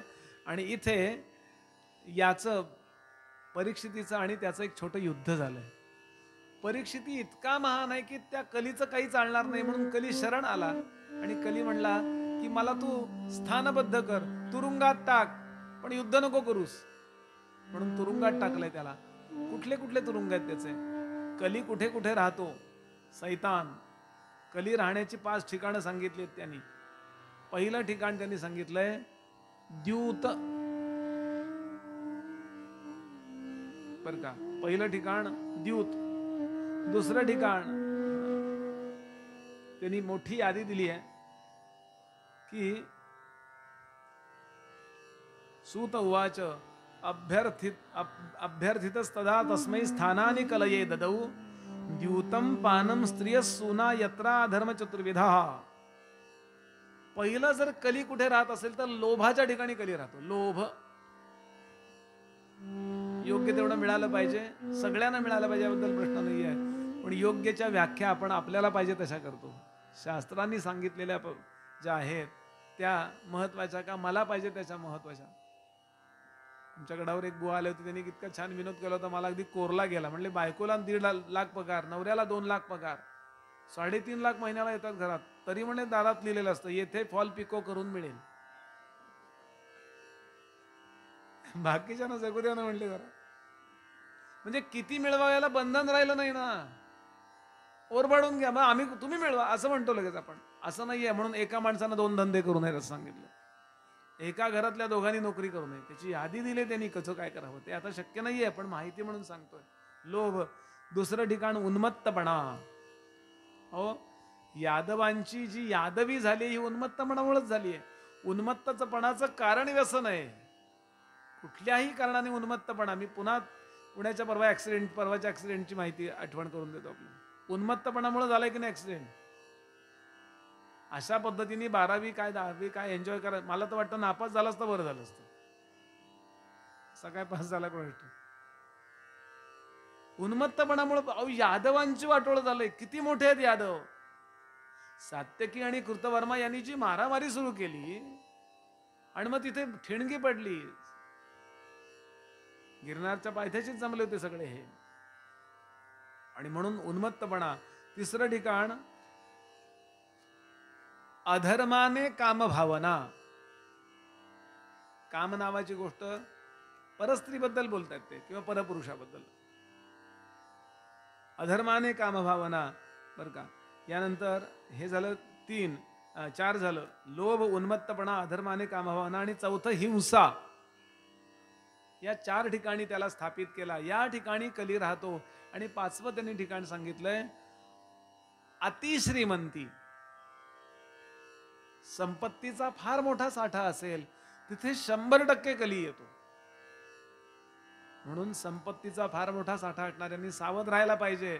मध्ये मध्ये मध्ये मध्ये तो साठा चांगल्या कार्याला समर्पित करायला पाहिजे. तुलसीदासांचा दोहा आहे. तुलसीदास म्हणाले, पाणी बाढे नाब में, नावेत पाणी वाढतं, थोडे छिद्र असतात ना, त्यातनं पाणी येतं, म्हणून ते मध्ये मध्ये असं टाकत राहतात बघा बाहेर. पाणी बाढे नाब में, घर में बाढे दाम, दोनों हाथों उलझिए, यही सज्जन का काम. म्हणजे मग त्रास होत नाही त्या लोकांना. हे ज्यांना माहिती असतं ते करत असतात. उलट येतोय आपण हिंसा. हिंसा याचा अर्थ कुणाला ठार मारून खाल्लंच पाहिजे असा अर्थ नव्हे. कुठल्याही प्रकारचं असं प्रॉडक्ट वापरू नका ज्यामध्ये नॉनव्हेज वापरलेलं आहे. स्ट्रिक्टली करावं. हे यादी करायची त्याची, की कुठली पेस्ट वापरेन मी, कुठला शॅम्पू वापरेन, कुठलं साबण वापरेन. मॅक्झिमम आपल्याला माहीत नसलेलंही काही असतं, पण निदान माहिती आहे एवढं तरी आपण पाळलं गेलो तरी त्या तुमच्या भावनेची नोंद परमेश्वर घेतो. खरे हे लोक इतकं अहो, शबरीला भेटायला रामराय का आलेत? 200-300 बकरे मरू नयेत म्हणून तिनं लग्न केलेलं नाहीये. माझ्या एकटीच्या सुखा करता इतके लोक मरणार आहे? नको बाबा. देव विचार करतो. अरे स्वतःच्या देहाचा विचार करतो प्रत्येक जण, पण इतरांच्याही देहाचा जो विचार करतो तो मला प्रिय, तो माझ्यासारखा आहे असा परमेश्वर विचार करून त्याला भेटू इच्छितो. म्हणून हिंसा वर्ज करावी, अधर्मानं काम. अहो, रावणाचा निष्पात कशामुळे झाला? इतका विद्वान आहे रावण, शंकरांना प्रकट करू शकतो. रावणाची वेदांवरची भाष्य आहेत, रावण भाष्य नावाचं पुस्तकच आहे. केवढा विद्वान, किती मोठा गायक, काय त्याला कमी होतं? सगळं भरपूर होतं, तरी त्याचं वाटोळं फक्त एका दुर्गुणामुळे झालं की नाही सांगा? एका दुर्गुणामुळे इतक्या सगळ्या सद्गुणांची होळी झाली आहे. आणि हनुमंतही म्हणाले तर रामराई म्हणालेत बरं का, वाल्मिकी रामायणाप्रमाणे. म्हणून परस्त्री किंवा परपुरुष दोन्ही अर्थाने घ्या. उन्मत्तपणा, व्यसन, उन्मत्तपणा. म्हणून मला खूप वेळा असं वाटतं, आपण जे काय विल पत्र तयार करतात ना, मृत्यूपत्र तयार करतात, त्यात नुसतं संपत्तीचे वाटे लिहितात, त्यात अजून 4 मुद्दे लिहावेत असं मला वाटतं. ते तुम्ही तिकडे रजिस्टर नका करू, त्यांना काही त्याचं पडलं नाही, पण घरात ठेवा असं मला खूप वेळा वाटतं. की हे सगळ्यांनी करायला पाहिजे, मोठ्या लोकांनी, आपल्या पुढच्या पिढ्यांना. काय कुळधर्म कुळाचार कधी सोडू नका, हे विलपत्रात आलं पाहिजे. श्राद्ध पक्ष कधी सोडू नका, हे आलं पाहिजे. कथा कीर्तन प्रवचनाला नेहमी जात चला, हे लिहून ठेवलं पाहिजे. माझ्या सुनांनी गेलं पाहिजे कथा कीर्तन प्रवचनाला, हे त्या विलपत्रात लिहायला पाहिजे त्या सासऱ्यांनी सासूनी. आणि मग तुम्ही या संपत्तीचे अधिकारी आहात असं लिहायला पाहिजे. म्हणजे आपल्या पुढच्या पिढ्यांना नुसती आर्थिक संपत्तीचे अनुयायी बनवू नका, हक्कदार बनवू नका. त्यांना आपल्या संतांच्या वैचारिक किंवा सात्विक अशा पवित्र विचारांच्या संपत्तीचेही हक्कदार बनवा. ही तळमळीने गोष्ट आपल्या घरामध्ये सांभाळली जावी असं मला खूप वेळा वाटतं. या उन्मत्तपणा, या गोष्टी आणि लोभ एका सर्टन लेवलपेक्षा मला नको असा अभ्यासच करावा, याचा विचार पुढे येणार आहे. म्हणून आवृत्ती टाळण्याकरता मी हे स्किप करतो सगळं आणि एकदम मुद्द्यावरती येतो. असा तो राजा एकदा शिकारीला गेला. राजाचं कर्तव्य आहे शिकार करणं, म्हणून गेला. बरं, हाऊस म्हणून गेला नाही, उगाच आहे बंदूक चालवून बघूया म्हणून. तो अमका तमका खान कोण होता तसा नव्हे. हरणाची शिकार करायला गेला नाही का तो, कोण नाव नाही घेत त्याचं, तसा नाही गेला. राजाचं कर्तव्य शिकारीला गेलं पाहिजे. त्यांनी हणा, धरा, ठोका, मारा, रक्त पाहणं, हे बाण मारणं, ह्या वृत्ती त्यांनी विकसित ठेवल्या पाहिजे. कारण जेव्हा युद्धाची वेळ येते त्यावेळेला तो शेळीचं दूध पिऊन अहिंसा परमो धर्मा म्हणत बसला तर अवघड जाईल ना परिस्थिती. असं झालं ना. संतत्व तुम्ही राजावर लादू नका. राजाचं कर्तव्य आहे रक्षण करणं, आणि रक्षण करण्याकरता हिंसा करणं. म्हणून त्यानं गेलं पाहिजे, म्हणून तो गेला. आणि हिंसा करायला मी आलोय, मी सावध राहिलं पाहिजे हे विसरला. आणि कली करतो काय तर डोकं बिघडवतो. आणि तसं त्याचं डोकं बिघडलं. क्षुधितः तृषितः भृशम असं वर्णन आहे. खूप तहान भुकेनं व्याकुळ झाला आणि एका आश्रमाच्या दारात जाऊन पोहोचला. त्या आश्रम कुणाचा होता याचं नाव इथे भागवतात नाही, ते महाभारतात आहे. त्या ऋषींचं नाव आहे शमिक ऋषी.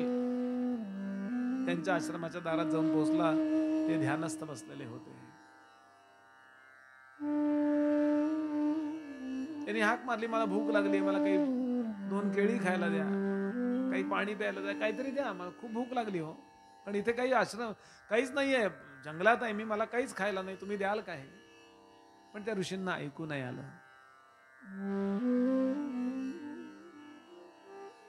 का नाही ऐकू आलं? त्याचं वर्णन करतात की ते ध्यानात होते म्हणून ऐकू आलं नाही.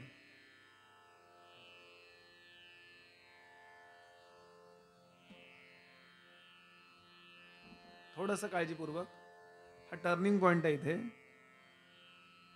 जसं गाढ घट्ट झोपेत असताना ऐकू येत नाही, तसं समाधीत ध्यानावस्थेत असताना बाहेरच्या सगळ्या घडणाऱ्या प्रसंगांची नोंद अंतःकरणापर्यंत जाऊ शकत नाही. म्हणून ते ऋषी उठले नाहीत, त्याला काही खायला दिलं नाही.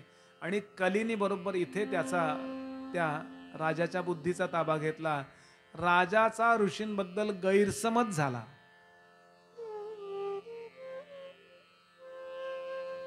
बिघडतं कधी गैरसमजाने बिघडतं. माणसं खूप चांगली असतात, राजाही चांगला होता, ऋषी चांगले होते, पण कली डोकं बिघडवतो. आपण आपल्याच कल्पनेने असा आहे तो, असं आपणच ठरवतो. का ठरवलं? आपण चांगले असतो तरी वाईट का वाटतं? कली. म्हणून समर्थांची ओवी लक्षात ठेवाल, अखंड सावधान असावे. कोणीही वाईट नसतं जगात, कोणी चांगलंही नसतं, जो जसा असायला पाहिजे तसा असतो.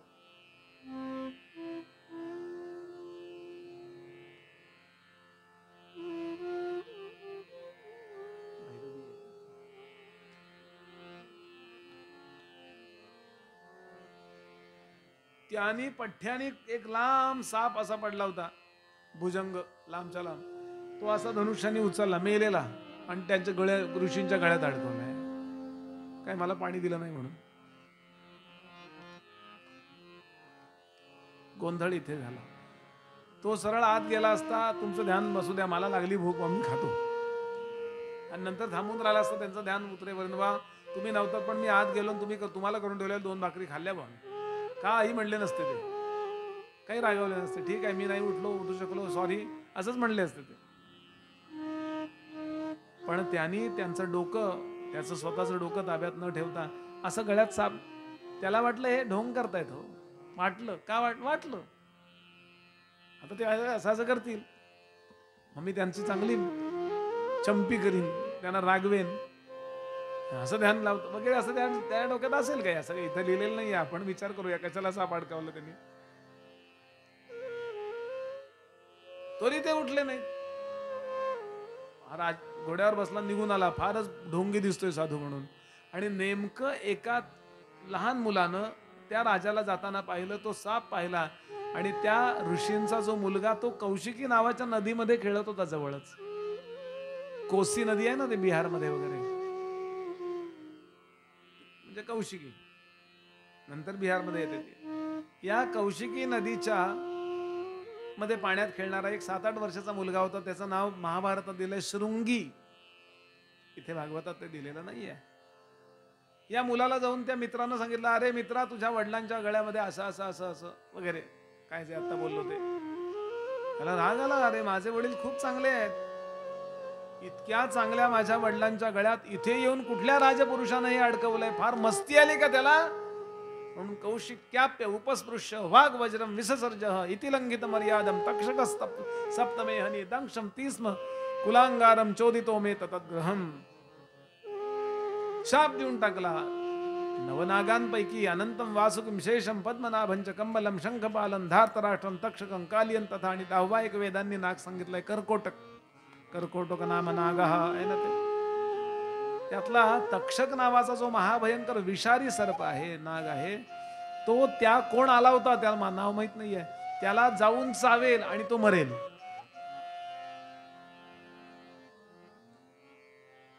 आणि पुन्हा आचमन केलं, पुन्हा उरलेलं पुण्य अजून घातलं त्यात, या शापाला जगात कोणी टाळू शकणार नाही, फिरवू शकणार नाही. म्हणजे पासवर्ड टाकला थोडक्यात आत्ताच्या भाषेत. धावत धावत आला, वडिलांच्या गळ्यातला साप काढला, मांडीवर बसला, रडायला लागला. निबिड अरण्यात आपण ध्यानाला बसलो, इथं येऊन जर लोक डीजे वाजवायला लागले, त्रास द्यायला लागले, तर आता जायचं कुठं? खूप दुःख झालं त्याला. जागे झालेल्या शमिकांनी मुलाची समजूत घातली, बाळा असं रागवायचं नसतं. कशाला रागवलंस? काही गरज नव्हती. अरे खरा साप जरी अडकवला असता त्यांनी तरी मला काही केलं नसतं, उलट अडकवताना त्यालाच चावला असता तो. मला काही नाही होणार. स्वतःला शॉकप्रूफ बनवा. यांनी वाईट वाटलं, त्यांनी वाईट वाटलं, कसलं वाईट वाटते बंद करून टाकायचं वाईट वाटलं. शॉकप्रूफ. अति काही सुख झालं तरी स्वतः त्या अति चांगल्याचा शॉक नाही. बापरे लॉटरी लागली, लागली तर लागली, बापरे अमुक वाईट झालं. स्वतःला शॉकप्रूफ बनवावं प्रामाणिक साधकानं. कशाला शाप दिलास? कुणाला शाप दिलास? तो म्हणला मला माहिती नाही. हे तर फारच गोंधळ झाला. ब्लँक चेक सोडलास, आता कुणाच्या खात्यात जाईल तो? पण क्रॉस तरी केलास का? बेरर खोडले का? हो म्हणले, ज्यांनी साप अडकवला. ठीक आहे म्हणे, कोणी अडकवला बघू बरं. आणि मग सगळा प्रसंग त्याला शमीक ऋषींना दिसला अंतर्ज्ञानानी, म्हणजे इंटरनेटनी. परमेश्वराचे सीसीटीव्ही कॅमेरे सर्वत्र लावलेले आहेत, लक्षात घ्या, सतत लावलेले आहेत. पहिला कॅमेरा आपल्या बुद्धीत लावलेला आहे, म्हणजे मुंगीच्या सुद्धा. सर्वधी साक्षीभूतम हा तो पहिला कॅमेरा आहे. आणि खूप वाईट वाटलं शमिकांना. अरे कधी न चुकणारा राजा चुकला, आणि कधी न रागावणारा तू रागावलास, याचा अर्थ यातूनही काही चांगलं निर्माण होणार आहे. त्याला कळवूया. आणि कळवलंय त्या भगवंताच्या कृपेने. उद्धार करून घे असं त्याला कळवलं. आणि राजाला जेव्हा कळलं मला मृत्यू येणार आहे, तेव्हा तो कोसळला. त्याला वाईट वाटत होतं, पण बाप रे, म्हणजे त्याची इतकी मोठी शिक्षा मला, आता काही बदलता येणार नाही. म्हणून त्यानं ताबडतोब हिमालय गाठला. आणि हिमालयाच्या याच्या दारात जा, त्याच्या दारात जा, त्याच्या वशिष्ठांच्याकडे जा. यांच्या खूप मोठे आश्रम होते. प्रत्येकाच्या जवळ जाऊन विनंती करायला लागला, मला शाप झालाय, मी काय करू, मी काय करू, काय करू, मला काही कळत नाहीये, मी काय करू. तेव्हा सगळेजण गोंधळून गेले आणि त्यांना उपासना सांगता येईना. म्हणजे त्यांनी केलेली उपासना सांगितली त्यांनी. कोणी सांगितलं ध्यान कर, कोणी सांगितलं नाम घे, कोणी सांगितलं पूजा, काहीतरी सांगितलं प्रत्येकाने. पण 50 साधना माहिती झाल्या ना, तर त्यातलं काय करावं हा प्रश्न पडतो बरं का. म्हणून फार माहिती सुद्धा करून घेऊ नये. एको देवो श्रीहरी केशव, काय जो एक काहीतरी असावं. एक खूप मेसेज येतात मला. कालच एक मेसेज आलाय की लहानपणी मी कलावती आईंना गुरु मानत असे, तेव्हापासून ओम नमः शिवाय म्हणतो, पण गेले 3 वर्ष गोंदवलेला जातो, पण मला श्रीराम जयराम जय, मी आता काय करू? काय उत्तर तुम्ही याचं? काय उत्तर काय? म्हणून फार गोंधळात जायचं नाही. काही लोक गुगलवर सर्च करून इतके मंत्र म्हणत असतात आणि ते परस्पर विरुद्ध होतात. नुसतं ऐकलं की औदुंबराचं लाकूड पाण्यात टाकावं म्हणजे पोट चांगलं राहतं. मग ते सगळ्यांकरता नाहीये. ज्याला आधीच थंडी झाली त्याने ते खाल्लं तर अजून त्याचा अग्निमंद होतो. म्हणून फार गोंधळून गेला. आणि इथे त्याला द्रौपदी, एक 5 मिनिटात 2-3 मिनिटात थांबतोय, 6:30 झालेत, पण 2-3 मिनिटात थांबतोय.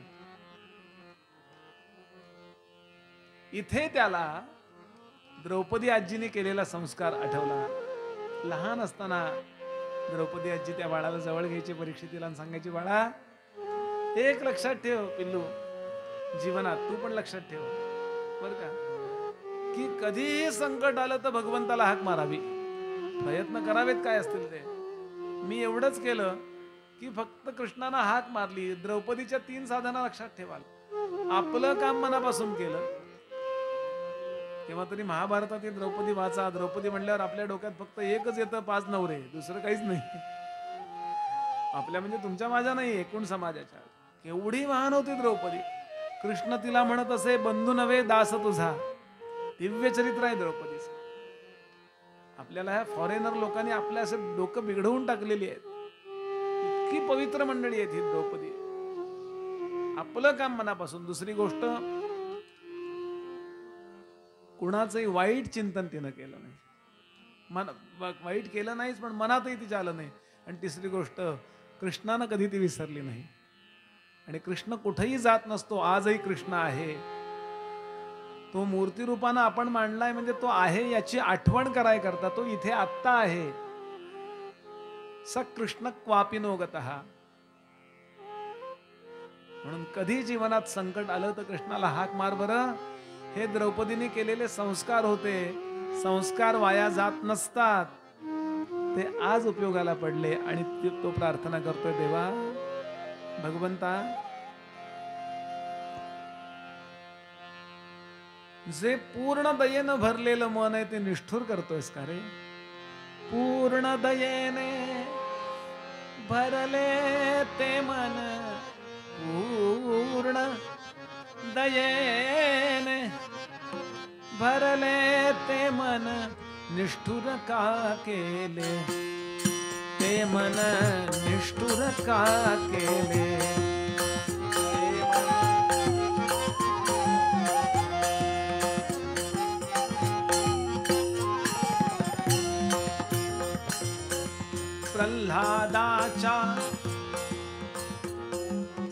प्रल्हादाच्या भावा सरिसे, प्रल्हादाच्या भावा सरिसे, स्तंभी गुरले ते मन, निष्ठुर का केले ते मन, निष्ठुर का केले ते मन, निष्ठुर का केले.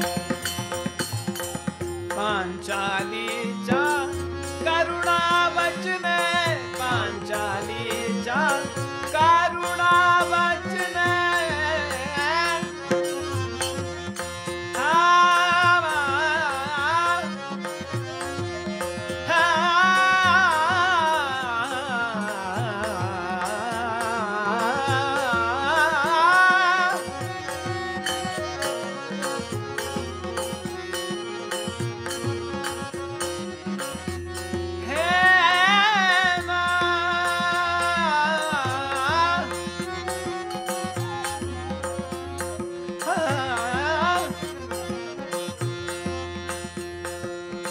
पांचालीच्या करुणा वचन, हृदयी गैवरले,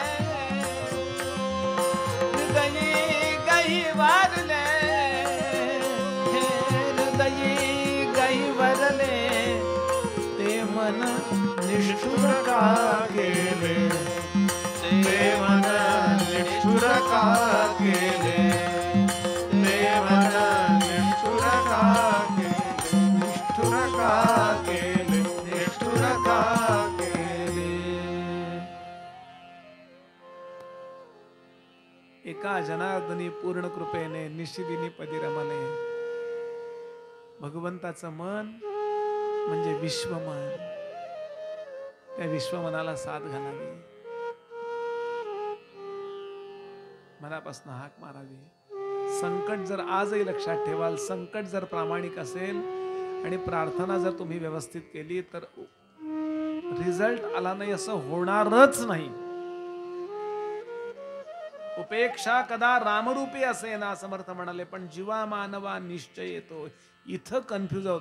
मी करेल ना कृपा, तुम्ही करेल ना, करेल ना. त्याला किती वाईट वाटत असेल हो.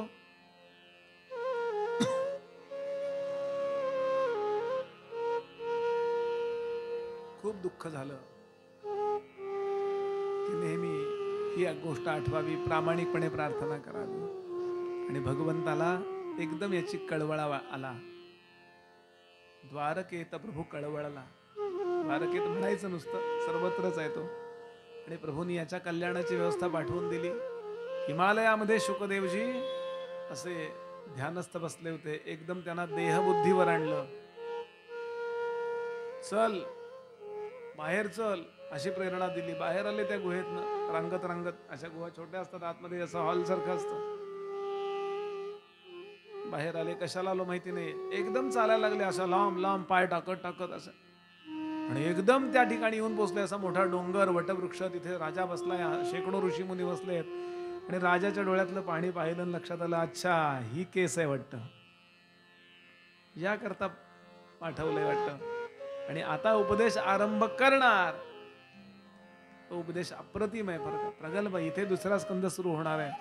या उपदेशाला आरंभ करण्यापूर्वी थोडा घोटभर चहा घेऊया आणि पुढच्या कथानकाला आरंभ करूया.